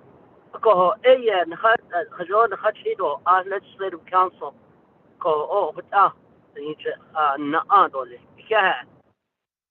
Yeah, thank you, Honorable Aruso. I do believe we have legal counsel, Ms. Laureline Tapahi, who is the author of this legislation. Ms. Tapahi, the question here from Honorable Aruso is the original resolution CAP-35-18 that was passed by prior council in regards to CIHSN funding projects that were earmarked. Now, in regards to cost saving and or unexpended dollars to be reverted back to CIHSN, Honorable Aruso does request clarification if these funds are supposed to revert back, or is this legislation pretty much sufficient to move forward? Ms. Tapahi, you have the floor. Thank you, Madam Chair. So there is a resolution, CJA 0321, where the Navajo Nation Council amended Cap 35-18 to extend the CIHSN funds reversion deadline for all the projects that were approved in Cap 35-18 to extend the funds reversion deadline to a total of 48 months. I think that this means, yes, I know that this means that the original deadline, the original reversion deadline in 35-18 was extended. And there's actually legislation in the works right now, which will have to go to council to extend the funds reversion deadline an additional amount of time to make the total months for the reversion to be 72 months. But right now, it's at 48 months within, it actually says 48 months of distribution. So I think the question is, because we have an existing amendment to Cap 35-18 that says 48 months of distribution, we need to know if the funds that NTUA is seeking to have reallocated, if they've reverted at this point. So that would be a question for Mr. Bitsui, I believe. And the other thing is that it's pretty clear under the proposed resolution before you that Cap 35-18 had its own provisions to allow the reallocation of savings to other projects solely by approval of the Resources Committee. That's in the legislate. That's in Cap 35-18, and that provision is cited in the legislation before you right now. I believe it's 4.6. I believe. Anyhow, I think that if Brandon Bitsui can answer the question as to whether the funds reverted, that would be good. But the other thing too is I've found out with a lot of these CHSN legislations that even though there's a funds reversion deadline, the funds are still in the business unit number. Just because the statute says the funds will revert on thus and such a date, I think somebody actually has to press some keys on a computer, on a keyboard, to actually transfer the funds from the business unit number where they're being used from NTUA account to back to the CHSN fund. And I don't know the mechanics of that. I don't know if the $1.790 million is actually sitting in an NTUA account that's not accessible by the controller's office. I don't know that. So perhaps the committee would like to hear from the controller on that to see if the reversion actually took place. I don't think it happens automatically by some algorithm in the computer. I don't think that occurs. I think someone has to input some keys on the computer to actually revert those funds, to make those funds go back to CHSN. So I think I would recommend that the committee hear from Mr. Bitsui and from the controller's office. That's all I have on this right now, Madam Chair. I stand open for further questions if you need me. Ms. Tapahi. So I'd like to go ahead and defer that question back over to NTUA regarding the existing, with this existing amendment, if the dollars about NTUA to reallocate, if it has been reverted yet, or is it still idling with NTUA right now? Mr. Bitsui? Thank you, Madam Chair. Right now, I believe they're with NTUA. I'll have to double check that, but to answer Pahi's question about the distribution date, the projects here, the five projects here are part of what's called Year 2 allocation under CAP 3518. And NTUA received the initial disbursement on March 9th, 2020, taking into account the 48-month deadline extension under Resolution CJA 03-21. The reversion date that we have for these funds is March 8th, 2024, which is, we have 1 year left. And so we're still within the 48 months deadline. Thank you. Okay, thank you, Mr. Bitsui, for that clarification. And again, Honorable Aruso, in terms of your question regarding the names off of the existing resolution, did that pretty much clarify your question, Honorable Aruso? Madam Chair, no. It did not clarify your question. Okay. Can I go back and rebuttal my question to them so that? Yes, you have the floor.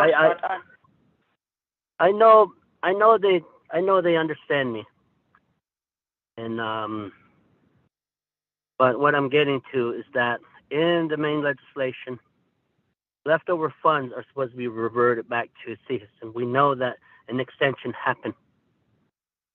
An extension happened for the projects that are not completed to spend those funds. So in this case, these projects are completed. That's the way I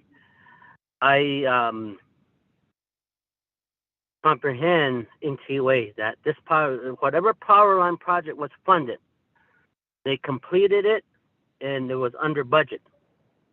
And there's some leftovers, say cost savings. So the project is completed. The project that is completed is in CAP 35-18. It referenced a certain proposal that NTWA brought forth to the tribal council at the time. So that project is completed. Ako di peso bi ohiki pa yeki. Ako di number one is that in the legislation it's supposed to go back to citizen, revert back to citizen. But if you want to move forth, what is the new project? Where's that proposal? Who are you going to serve? Who is NTUA? Does NTUA have a name listing in Honorable James' region? Where is the proposal for the 1.7 million that you want to keep? You're basically saying you want to keep these monies in NTUA for projects so that you can continue with electric services. But this is a new project. This new project is not in Cap 35. Cap 35-18. Cap 35-18 does not speak to the new project. So that's where I'm trying to glimpse and try to get in my hand that where is this proposal?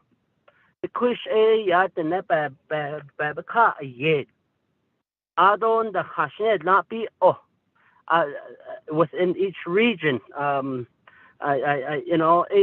For instance, if there's $100,000 left over or $50,000 left over of that project, how are they going to expend it? Are we just going to just approve it and allow them to expend it the way they want to expend it? They may say, "Oh, tribe just went ahead and approved it, and let's go and go on travel." I don't know. It's like giving them an open check, blank check. So I'm not saying no to the project. I'm just asking that what the project is complete. That's the way I understand it. You're talking about a new project. This new project is not listed in Cap 35-18. Where is the proposal? How much is it going to cost if NTUA don't want to revert the monies back to the nation? Thank you. Honorable Otto, so let me take it to I'm trying to say something right quick. Honorable Simpson. Before you get legal response back from going back to what Mr. Delegate, Honorable Delegate, also stating, and he keeps stating that Cap-35-18 in Section 4, and with this money still have until March, I think it's March 8, 2024. The deadline is not here yet. Then on this cap 35-18, what language is in there on Section 4B3? It is stated in here, this legislation on page 2 of 4, starting from line 6. Then what's stated in page 4 of 4, page 1, it works together. So it's basically, it's stating that the money that's left over, or cost savings, it basically, it can stay with the chapter, or it can stay within the Dallas district. So Cap 35-18 states that already. It's allowable. And that's what's happening right now. So unless this money expired, then there'll be a different story. So they're complying with what's stated in Cap 35-18. They're complying with that. So you, again, page 404, it does state that. So to me, they're in compliance. But the only thing I think the members of the RDC here are asking for the names of those individuals that will be being considered to power line. But to me, I think this what you're asking for is reallocation. It's in compliance. But when it comes to March 8, 2024, for me, I would definitely, I think you guys have ample time to take care of this reallocation and expend it. So hopefully that's done by March 8, 2024. Thank you, Madam Chair. Yeah, thank you, Honorable Simpson. So with that, I'd like to go ahead and give it back to NTUA, Mr. Bitsui, in regards to names of constituents or recipients that will be getting these power line to their homes within the communities that were stipulated in the legislation. So if you go make a response back to my colleagues. Thank you, Madam Chair. Thank you, Honorable Delegate So, for the question. We include names right now. We're afraid that the resolution gets passed with the name and NTUA does, say, a feasibility study, again, on the home, and maybe they don't have a home site lease or their drywall is not complete. There are instances where the name may be provided, however, we find out after feasibility or a home study that they're not eligible to receive services within the standards. And to avoid that, you know, that's why we're not providing a name listing at this point. And I think the 23rd Navajo Nation Council had the foresight to see that could be a possibility, and to get ahead of that, they restricted reallocations first to stay within the same chapter, and if there are no projects ready within that chapter, then within the same delegate region. So then that's the guidelines that we're going to follow. We're not going to take the funds elsewhere. And if we find that there are leftover funds with no other projects, then we can't spend it anywhere else, and it's up to RDC to reallocate, and we have to bring that information before the committee. But at this time, we're requesting from the committee, these are the cost savings that we have. We'd ask that the cost savings can be applied to other projects within the chapter, or if in not that chapter, within the delegate region. Thank you, Honorable Delegate So. Yeah, thank you, Mr. Bitsui.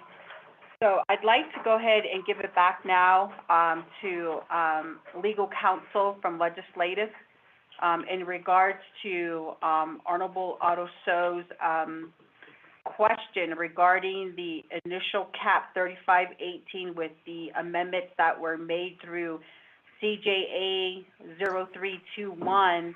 If you could just, you know, provide some more clarity for to Honorable Otto So's question.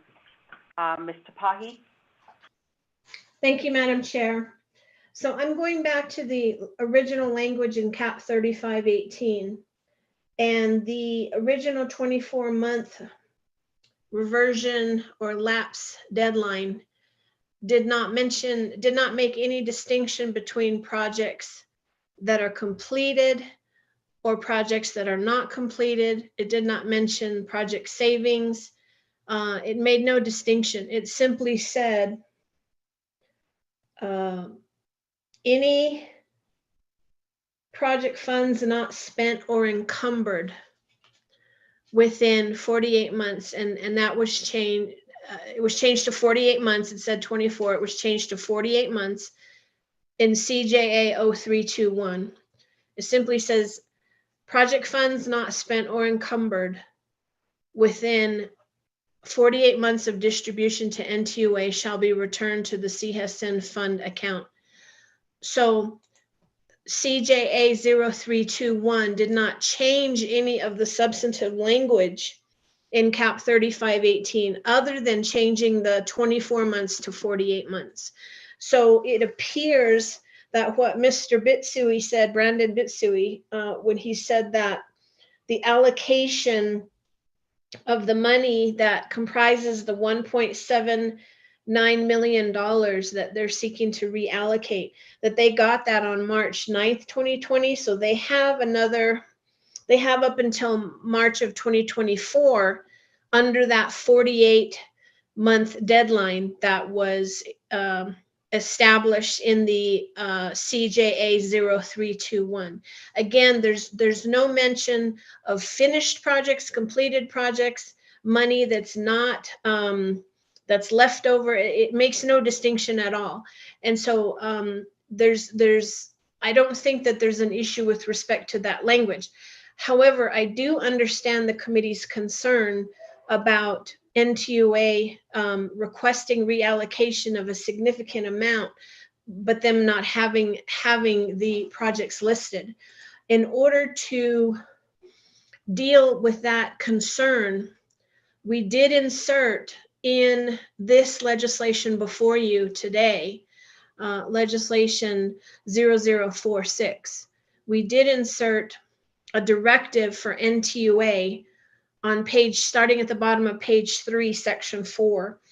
This directive requires NTUA within 90 days to present a report to the Resources and Development Committee describing all of those new projects. And I did ask Mr. Bitsui when I was drafting this legislation, is 90 days sufficient time for you to have, all of your projects that you're gonna implement and construct with this $1.79 million? And he said 90 days would be sufficient. And then under the directive, those new projects have to comply with section 4B3 in CAP 3518, which means that the new projects have to be located within those same chapters if they're construction ready. If they're not construction ready, then the new projects have to be located within the same council delegate district of those 4 council delegates. And I apologize for the misspelling. I believe that can be fixed with a technical amendment, Madam Chair. But anyhow, so it's totally up to the committee whether the directive upon NTUA and the requirement for them to come within 90 days to specify all of those projects, if that is sufficient and addresses the concerns that have been raised. But I don't think there's a particular legal issue based on any of the language in CAP 3518 or the amended 48-month time frame, because there's no distinction between completed projects or projects that are not completed. So I do think that in addition, the section 4B3 of CAP 3518 does recognize that there may be project savings and does allow the committee, the Resources and Development Committee on its own, gives the RDC the final authority to approve reallocations of project saved money. So I think that the council certainly recognized that there would be situations where there might be some project savings that could be reallocated. And if there's no reversion as of yet, I think that money is available for reallocation. As long as, again, as I said, the reallocation has to comply with those chapter to chapter or council district restrictions in section 4B3 of CAP 3518. That's all I have in response to this particular question, Madam Chair. Yeah, thank you, Ms. Tapahi, for that clarification. Honorable Otto So, does that answer your question? Yes, I have a follow-up also. Honorable So, you have the floor. Thank you very much. I really thank you for that clarification there. And again, I am driving. The reason why I don't have the document in front of me. But and one of my other concerns was some that you expanded on, that into a directive. So this directive, who approved that directive? Because the directive is usually not approved by legal counsel. It's approved by the committee. Whether the directive is the directive is supposed to be a separate document.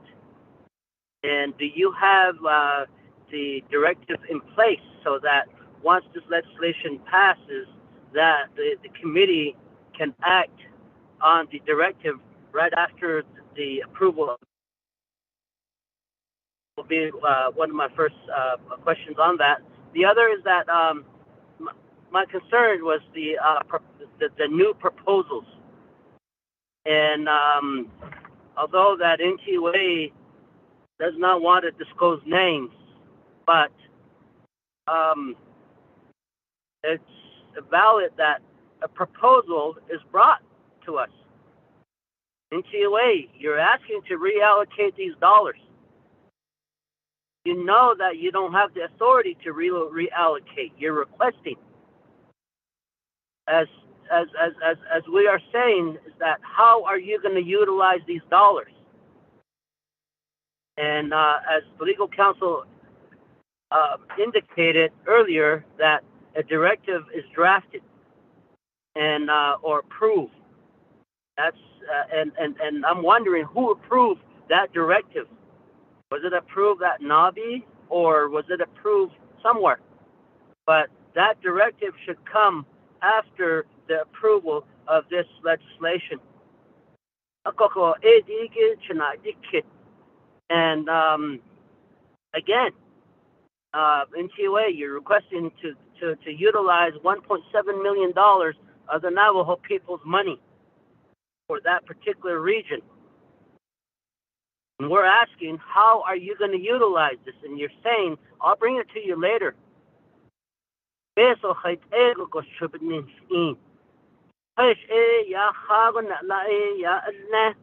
going to be utilized for scattered projects? Is it going to be utilized for water, maybe service line agreements?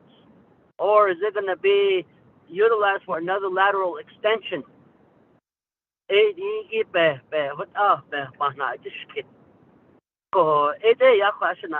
going to get that from information. Thank you. Hagoshi, Ashiaha, Honorable Aruso. I'd like to give it next to my colleague, Honorable Simpson. Thank you, Madam Chair, members of RDC, guests, staff. Goes back to what we're talking about, cost savings and reallocation. This money has not expired yet. Expiration date is March 8th, 2024. There's cost saving of $1.7 million. Now, on this reallocation, NTA is asking for reallocation utilizing Cap 35-18, Section 4B3. There's what's stated in there. And this is what's stated in the legislation of 404 on page line 2. Now, on the directive, that's in the legislation. It starts on Section 4, Directive 304. And it does state the directive that was put into this legislation. And basically, NT has up to 90 days to come back to Resource and Development Committee to start all the NTA's new projects. So I think about that. But they had to come back within 90 days to give us information of new projects, how the where the $1.7 million will be utilized. So they're just being in compliance to stay within the chapters or the delegates district. So after March 8, 2024, we'll definitely probably go back into the pot of citizen funds. Madam Chair, thank you. Ashiaha, thank you, Honorable Simpson, on that clarification. Honorable Aruso na ding kid. For clarification, NTUA does not have the names of the individuals right now. It's not because that they don't want to give it to you. There still has to be some analysis that are done through home assessments. Whether if it's right-of-way that is needed or to make sure that these are structures of these recipients that are potential recipients to get these services, they have to meet a assessment guideline, that their house has to be properly wired with the built out of the sheetrock completed, so that there is no wires exposed internally in the house. So they're going to relook at that, but they're going to look at their pool of applicants with these particular communities that were identified in the legislation, and they're going to come back to us through this language provision as a directive within 90 days to come back before Resources and Development Committee and say, okay, these are, the number of individuals that we identified. But right at this point now, I do have Mr. Robert Woolley from Office of the Controller on the line. And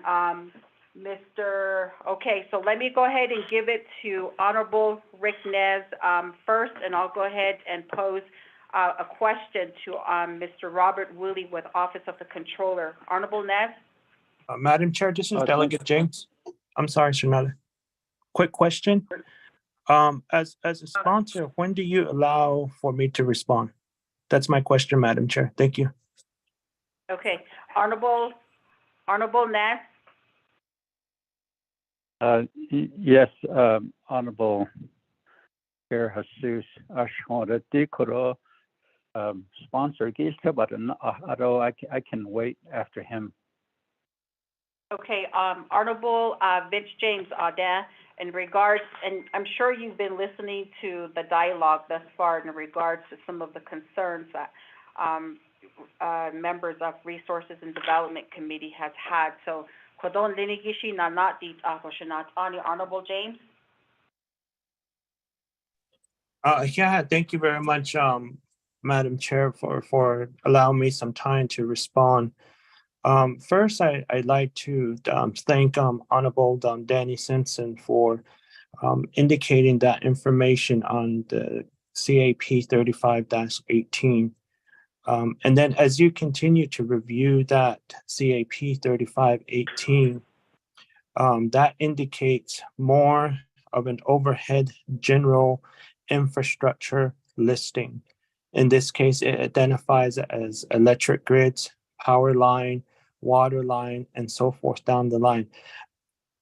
At the time of that CAP 35-18, plus all the various different amendments that have happened to the CAP 35-18, there's nowhere that it really entails providing a individual listing of who is going to be receiving the electric grid or who is going to be receiving the water line and so forth down the line. So, there was a lot of amendments, knock-ons by previous leaders of the 22nd, the 23rd, the 24th council delegates to the CHSN projects funding.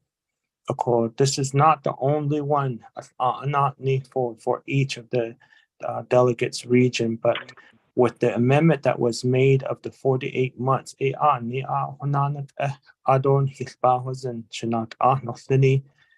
that it's most likely a case by case for NTUA. And we all know as delegates the lengthy process of obtaining and getting a home site lease. And so each of our district, as delegates, we have our districts and we continue to advocate and bring up issues and concerns on behalf of our NAVO people in our district, and indicating that they don't have power line, that they've been waiting for home site lease process clearance to happen, to wait for home site lease approval. So that's what NTUA is also waiting for, and they can't really provide a general listing when we have other departments that are behind on going through the clearance process, in this case, the home site lease.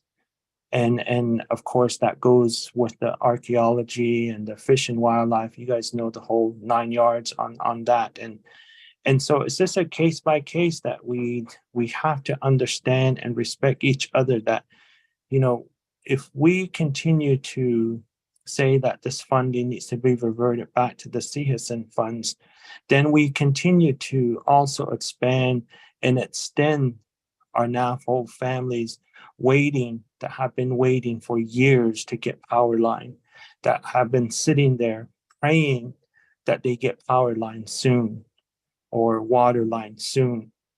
And again, it all goes back to the clearance process of the home site lease process and so forth down the line regarding attaining a home site lease.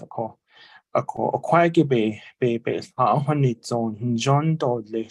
Ako adonana in the CAP 3518, you have different projects that are indicated under year 1, year 2, year 3. Ako what adas ako ado hijanet. Since through this whole process, we've received additional assistance. In this case, we have like volunteer individuals coming to the Navajo Nation, and they started and they're in many phases of the Light Up Navajo. So according, there's the results of that cost saving. Although some, of course, we had the CARES funding. Some of them, unfortunately, some of our Navajo people have deceased. They never got to see the light in their home. That's a cost saving there.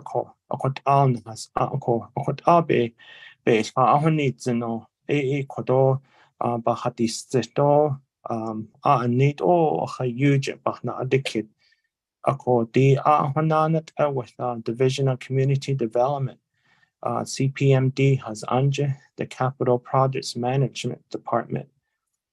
They're also been waiting to provide additional construction-ready projects, but again, they're waiting for home site leases or they're waiting for clearance to happen. It involves so many different departments. It involves so many different individuals to try and move forward. This is a base case-by-case situation that we have before us.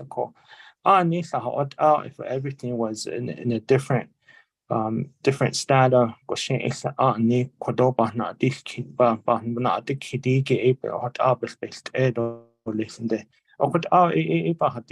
at hit the net you at the power line, and then we have some kids that have moved back, that have come back to the nation, and they got a job or whatnot here back on the Navajo Nation, and so that weren't part of this during year 1, year 2, year 3 projects that were identified. As we continue, that we continue to grow in each of our communities. We continue to see Navajo families build homes or bring in homes. It's all a case-by-case situation, and we can go round and round on this, but it all comes back down into providing the infrastructures to our Navajo families to better their lives, to better their education.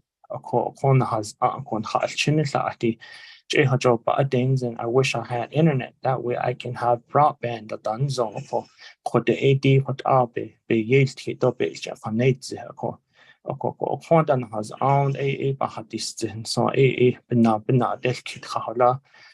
As a sponsor, not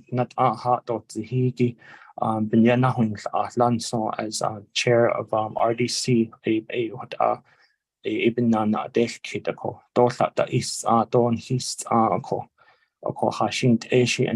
then what's the use of moving back to the Navajo Nation or learning our Navajo language if we can't even get power line? If we have to go through the whole process of this home site lease process and getting the clearance about no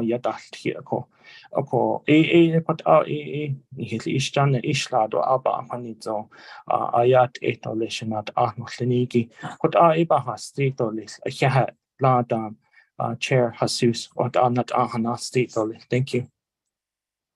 Yeah, thank you, Honorable James, for that statement that you have made, and also taking it over to Honorable Naz. You have the floor.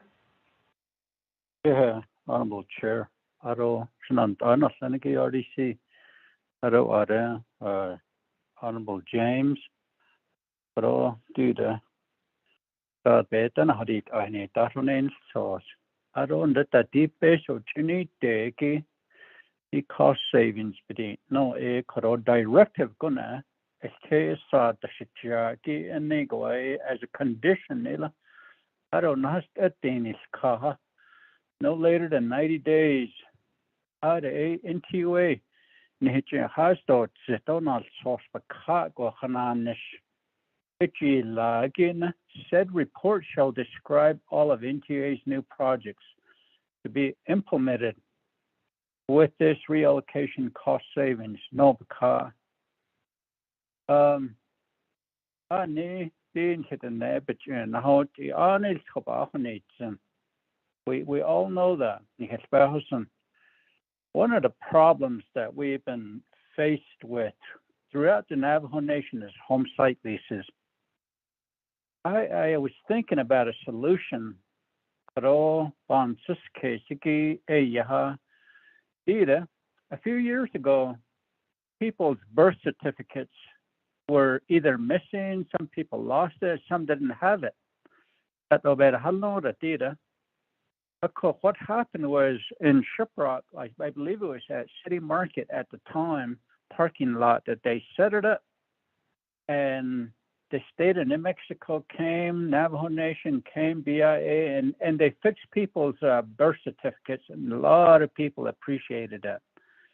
I think what needs to happen throughout the Navajo Nation at all 5 agencies is have the land department and maybe some volunteers set up like a small trailer and have people go over there and announce it on the radio and tell people, go over there and you will have your home site lease, the status of where it's at.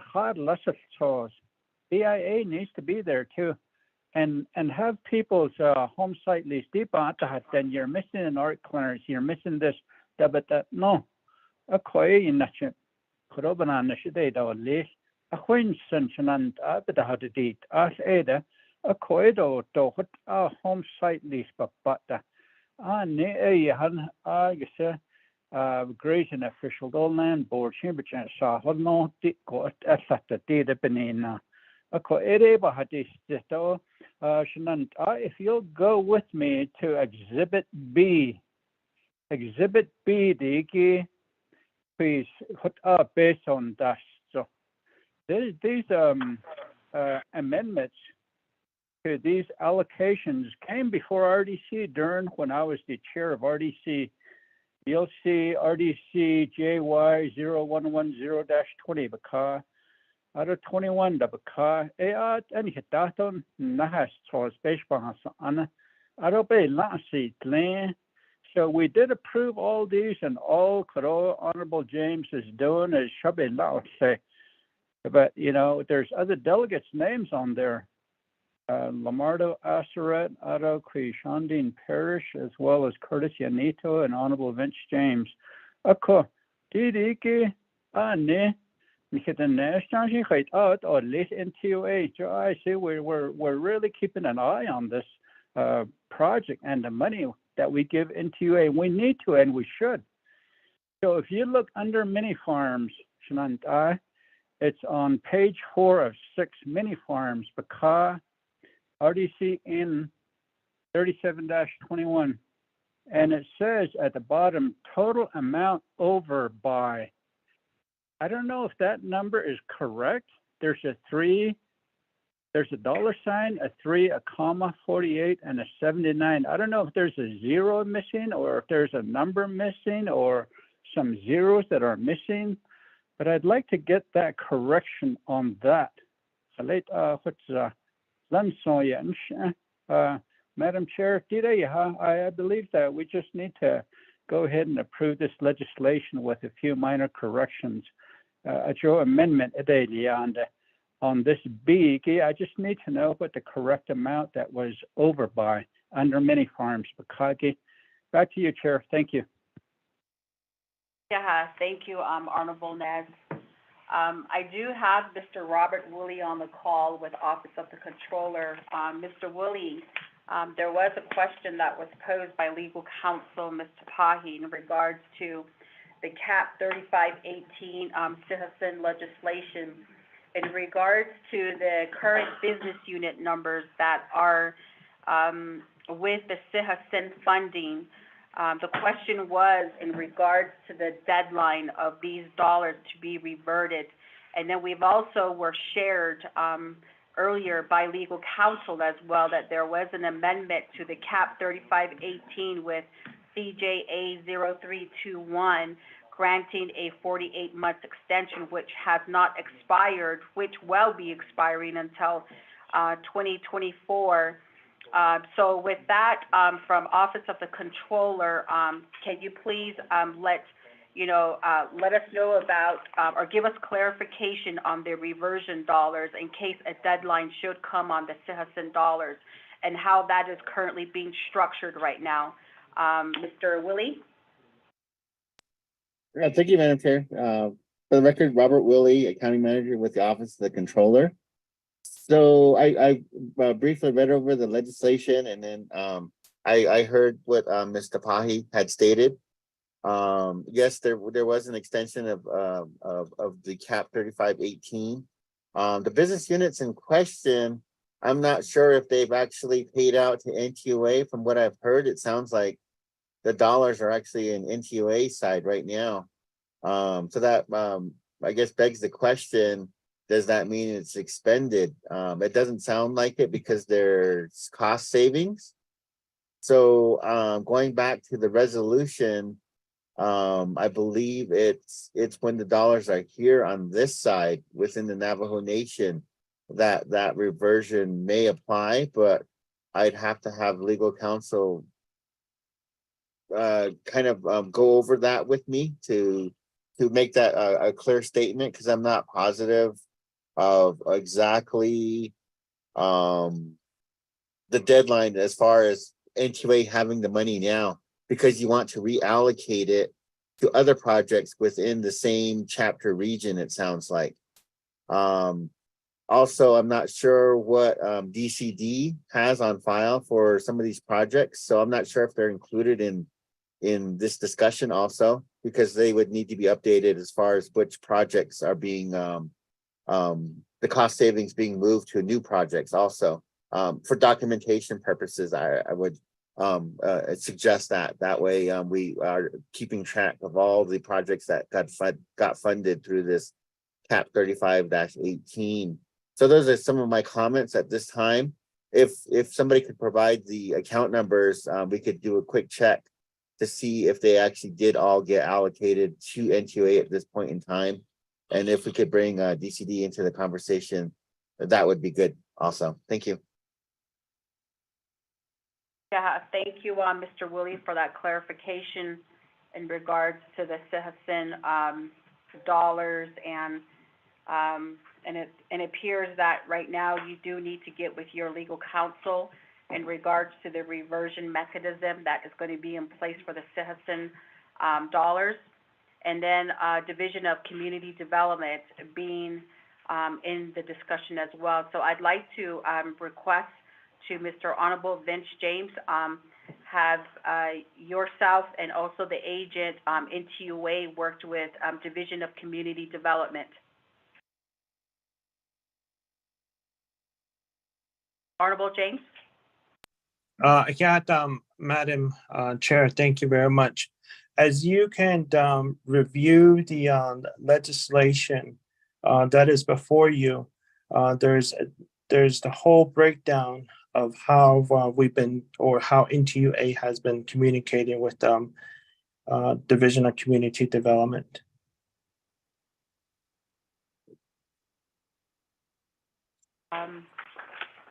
So I shall have Honorable James for that clarification. Mr. Batsui, in regards to collaboration with Division of Community Development, just keep them in the loop of the reallocation of these dollars, and then what projects, or I know it's going to be the same project, but just looking at assisting other recipients as well. Yes, Madam Chair, thank you. And really quick, if I may, the comma is not supposed to be there. It's $348.79 going to Honorable Ricky Nez's concern. Okay.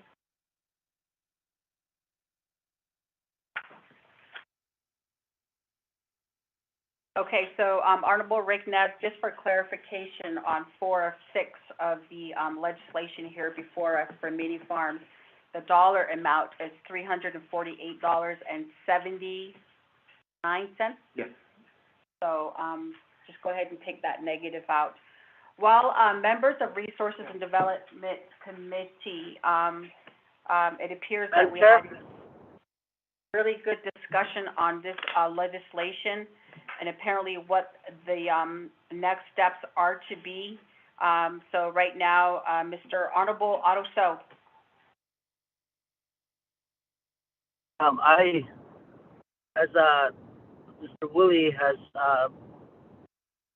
expanded on the questions proposed to the what happens on the reversion and so forth, and he did talk about for documentation purposes, and that is one of my concern is that even though it's within the same project, because when does NTUA determine the project is completed? And I know it's a reallocation. The only way you do a reallocation is if the project is completed. No more project. But if that project is not completed yet, we shouldn't be entertaining a reallocation. So it sounds like the response from Honorable James is that there's individuals on that project that was funded that was either that deceased or NTUA could not serve them due to a drywall not put in place or a home site lease not approved. So to me, the way I understand the dialogue now is that the project is not completed. So if the project is not completed, and there's still recipients of the individuals on the list, the reallocation issue shouldn't be entertained. But the reallocation issue should be speaking to a complete project, and that's why I indicated earlier where is the paperwork.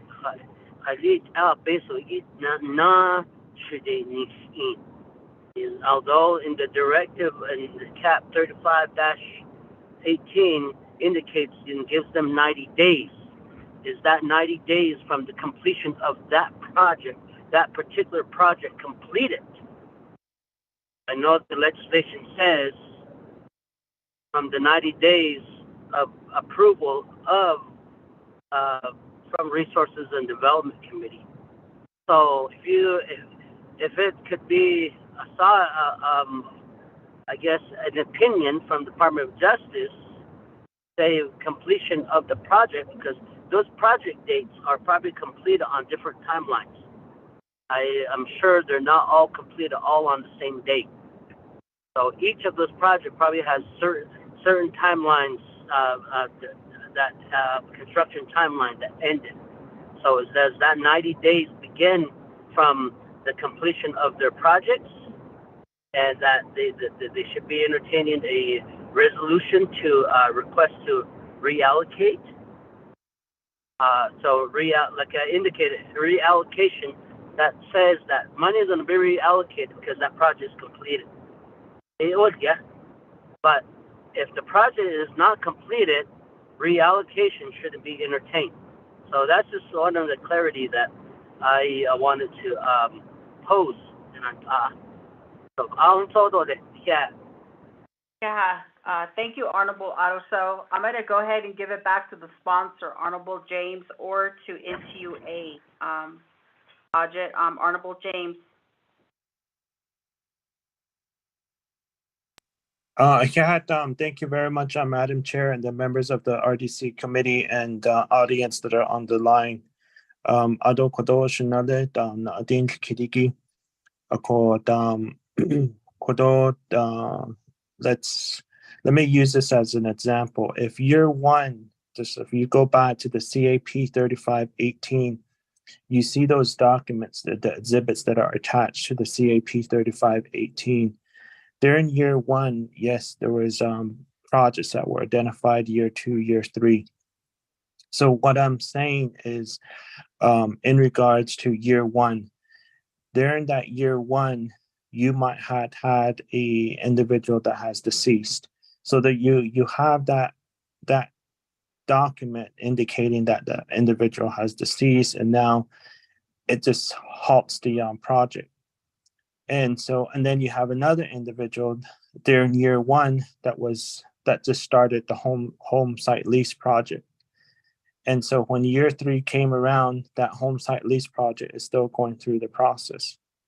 And then when year three came around, that individual that deceased's funding is still there. But then with the extension that happened with the 48 months, then at that time, that's where it will kick in to say, maybe we're on year 5, year 6, and finally that individual that started the home site lease process at year 1, and they're on to year 6 of getting their electric grid situated.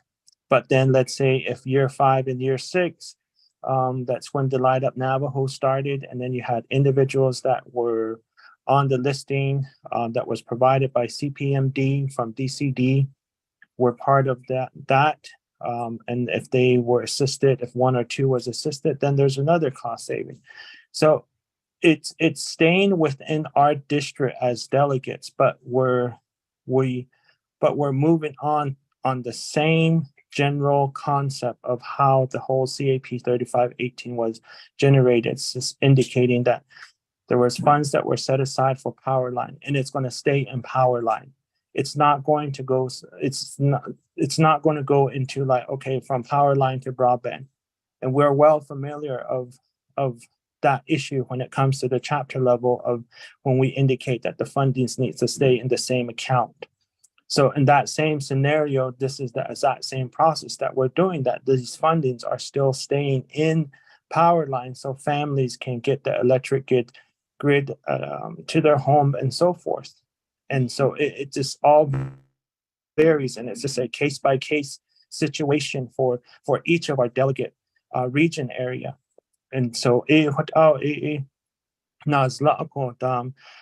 regarding this whole process of the CAP 3518, and then of course, there's all the different amendments that we make when we even have cost savings. We go through this process as well. Let's say one of the chapters requested for a gooseneck, and if that chapter went through the process and they negotiated and so forth, and there's a saving of $3,000, then what do we do with that $3,000? We still have to go through the same process. So if you go back into DIBS, and if you look at DIBS, it goes back to 2018, and then from there's quite a bit of amendments that have been made because of these scenarios that I'm using, or maybe they got federal funded projects to complete their chapter parking lot project. Who knows, whatever it is, but each amendment that's being done, if you look in DIBS, it goes into like 10 pages of different kinds of amendments that have been done under the CAP 3518. So it's not something that's new. We've been doing this, and we've been approving it as council delegates and supporting each other's as delegates, and to get these projects situated for a lot of our chapters. And then right now at this point, this particular legislation is before us in regards to district for our other colleagues, in this case, the individuals that are listed on the legislation, and it's going to stay in power line. And we'll provide you that information within the 90 days. This is how it has been specified and concurred with NTUA staff to give you that information to the RDC committee. So Madam Chair, Jesus, and then the committee of RDC. Thank you. Yeah, Honorable James. So with that, Honorable Otto, the clarification has been given here. Do you, does that pretty much answer your question? That answers the question, but what I'm asking NTUA is the project completed that was originally funded? And that's what I'm saying is the project completed, and as this completed, there should be a closeout report. And therefore, that's where you have unused funds, and that's where the reallocation comes in. And that when you look at the legislation that we're talking about right now, talks about documentation. So, is that project completed? Because if it's not completed, there shouldn't be a reauthorization. That's what I'm saying. But if the project is completed, meaning that NTUA assigns a project number to every project. So when they deem that that project is completed, they have a closeout report. That closeout report indicates we got this much money, we spent this much money, and this is what's left. And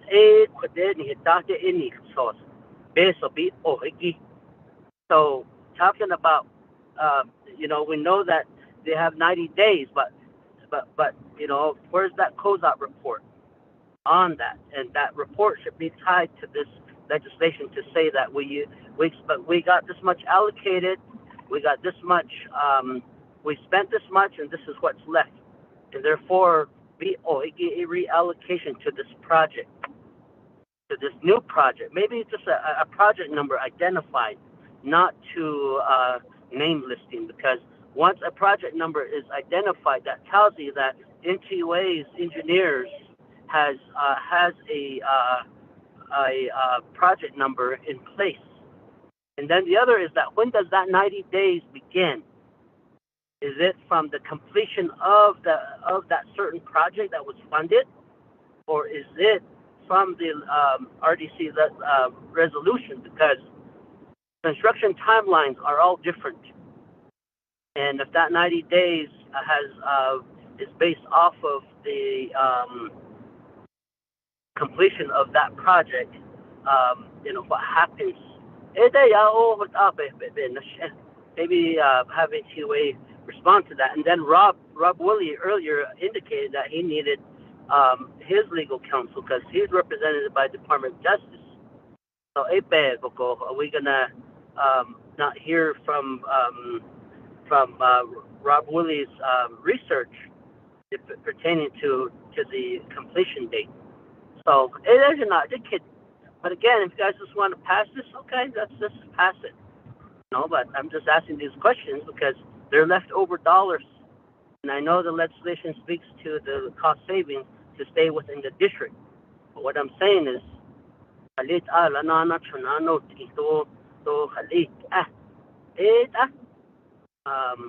thank you very much. Yeah.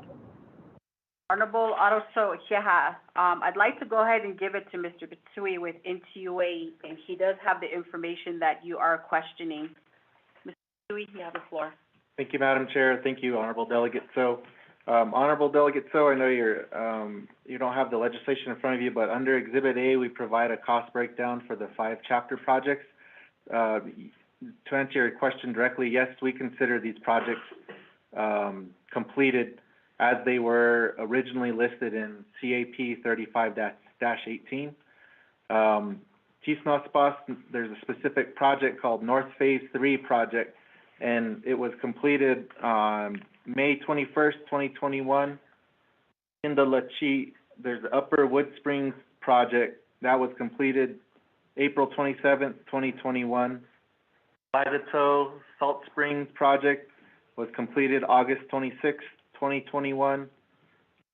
Chinbato Power Line, second phase, construction was completed December 22nd, 2021. And Boggy Lake, Tanner Springs, and the Wired Ruins chapter was completed January 28th, 2022.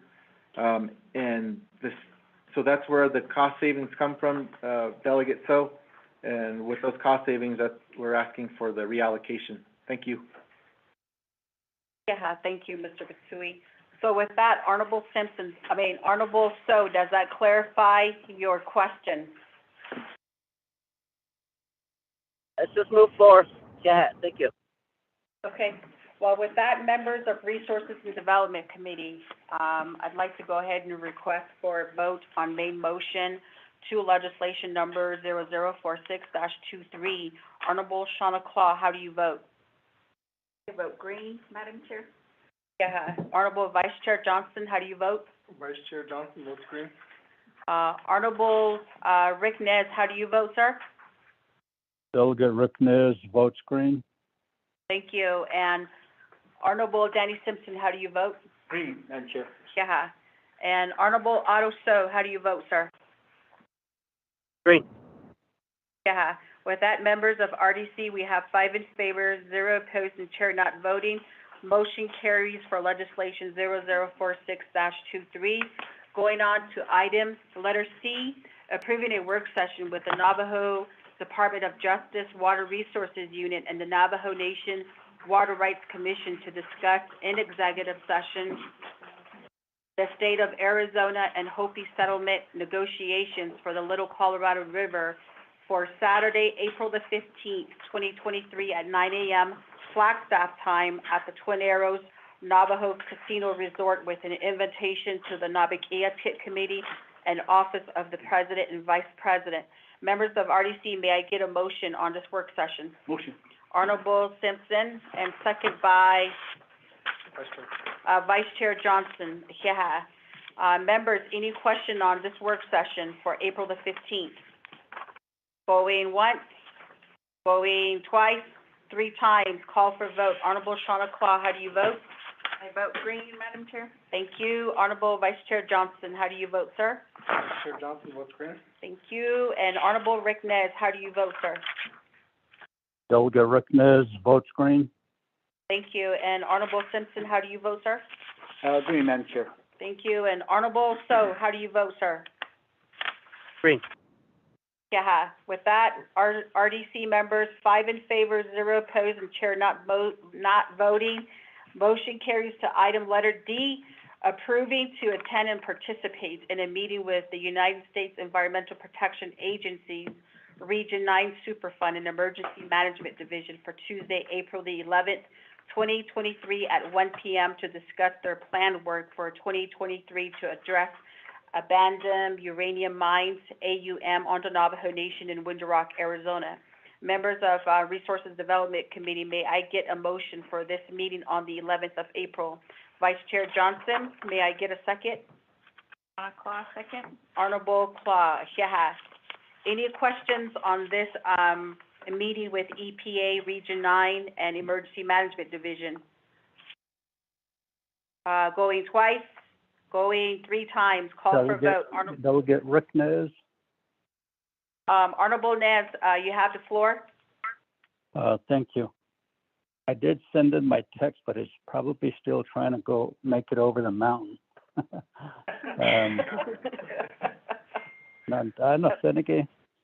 This meeting here, since we do have a discussion on who we can also say, let's include I just have a question here.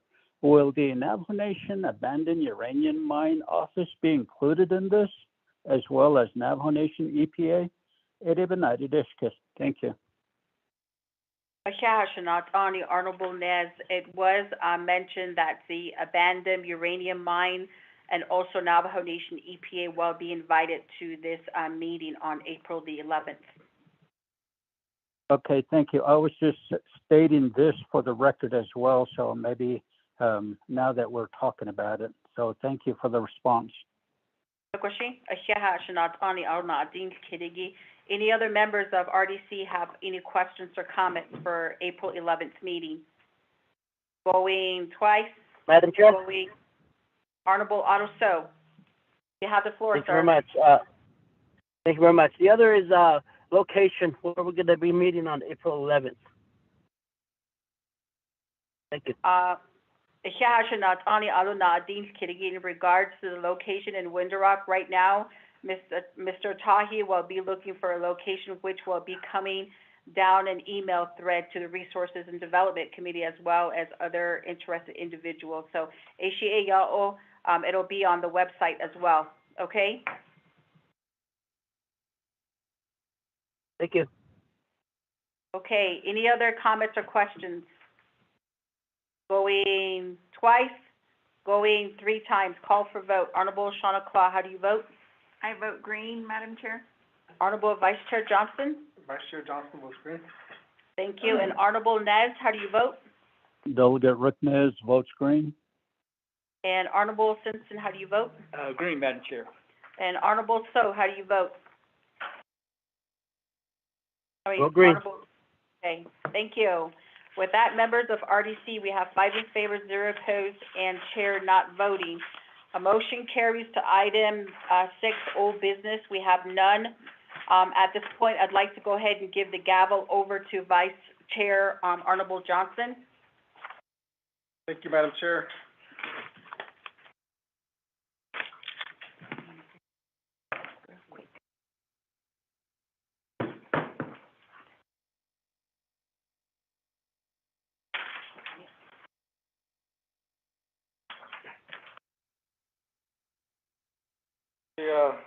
We're going to move on to receiving reports. Item A, update report from the Division of Natural Resource, Department of Minerals, Department of Justice Natural Resource Unit, and the Office of the President and Vice President, Chief Legal Counsel on the first review of an energy project submitted through the screening process per Executive Order number 02-2023. Executive session. The presenters. Mike Colonna, Acting Executive Director, Division of Natural Resources, Rowena Chiromaya. Department Manager, Department of Minerals, April Quinn, Principal Attorney, Department of Justice, Natural Resources Unit, and Vita Becker, Chief Legal Counsel, Office of the President and Vice President. The RDC colleagues, can I get a motion? Shawna Claw, motion. The second.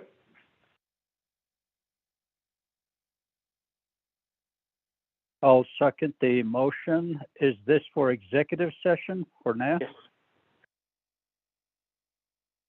Second by Honorable Rick Nez. Executive session. Any questions?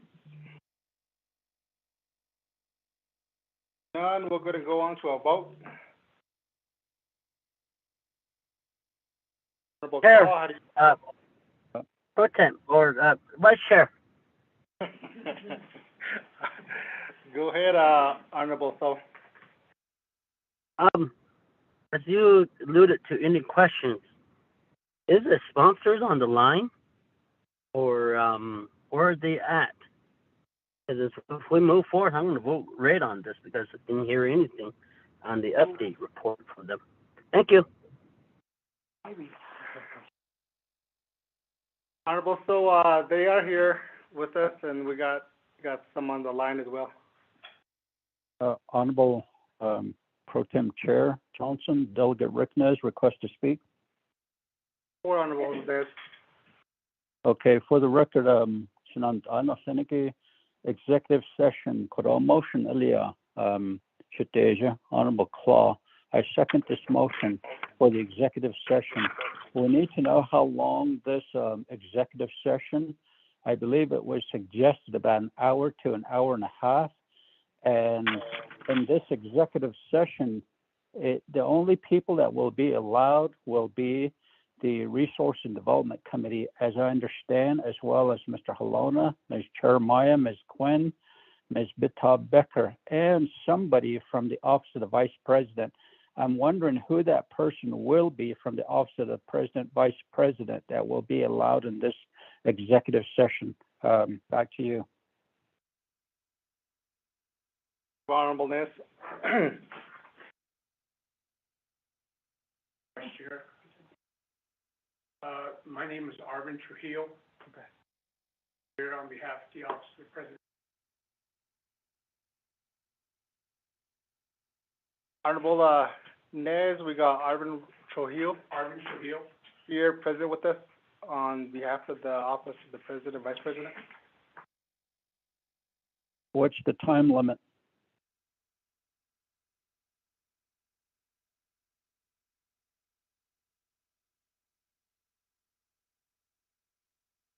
Vice Okay. Chair? We're going to go an hour for executive session. Go ahead, Honorable Sol. Thank you very much. I was gonna indicate an hour, 15 minutes, because, just to give you guys the timeline. Thank you. Okay, we'll go ahead and make it an hour and a half. Just give him some time. Honorable Vice Chair Johnson, could you ask the motioning party to concur on that?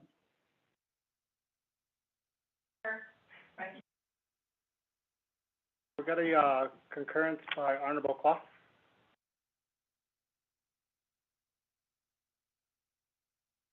He concurred. Honorable Nez. Yes, so it'll be an hour and a half, so 2:30 to 4 o'clock then. Thank you. Yes. Mr. Vice Chair, this is Mariana Khan. Go ahead, Ms. Khan. Thank you, Mr. Vice Chair. I would request that the Office of Legislative Counsel also be allowed to participate, listen in on this executive session. Thank you. Yeah, you'll be included in the executive session, Ms. Khan. Is there any other questions?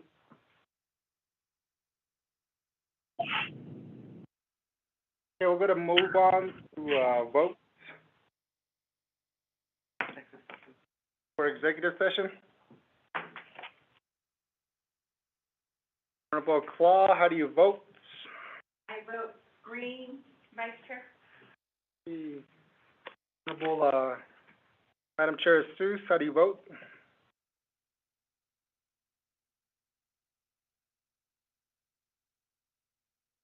Honorable Nez, how do you vote? Delegate Rick Nez votes green. Honorable Simpson, how do you vote? Green, Vice Chair. Honorable So, how do you vote? I vote green. Okay, we got 4 in favor, 0 opposed. They're not voting. Vice Chair Johnson? Members of RDC, I sent out the Zoom link, yesterday regarding this executive session, those online. So Delegate Nez, Delegate So, use that Zoom link that I sent out this morning that will be used for this executive session. Just want to make that clarification.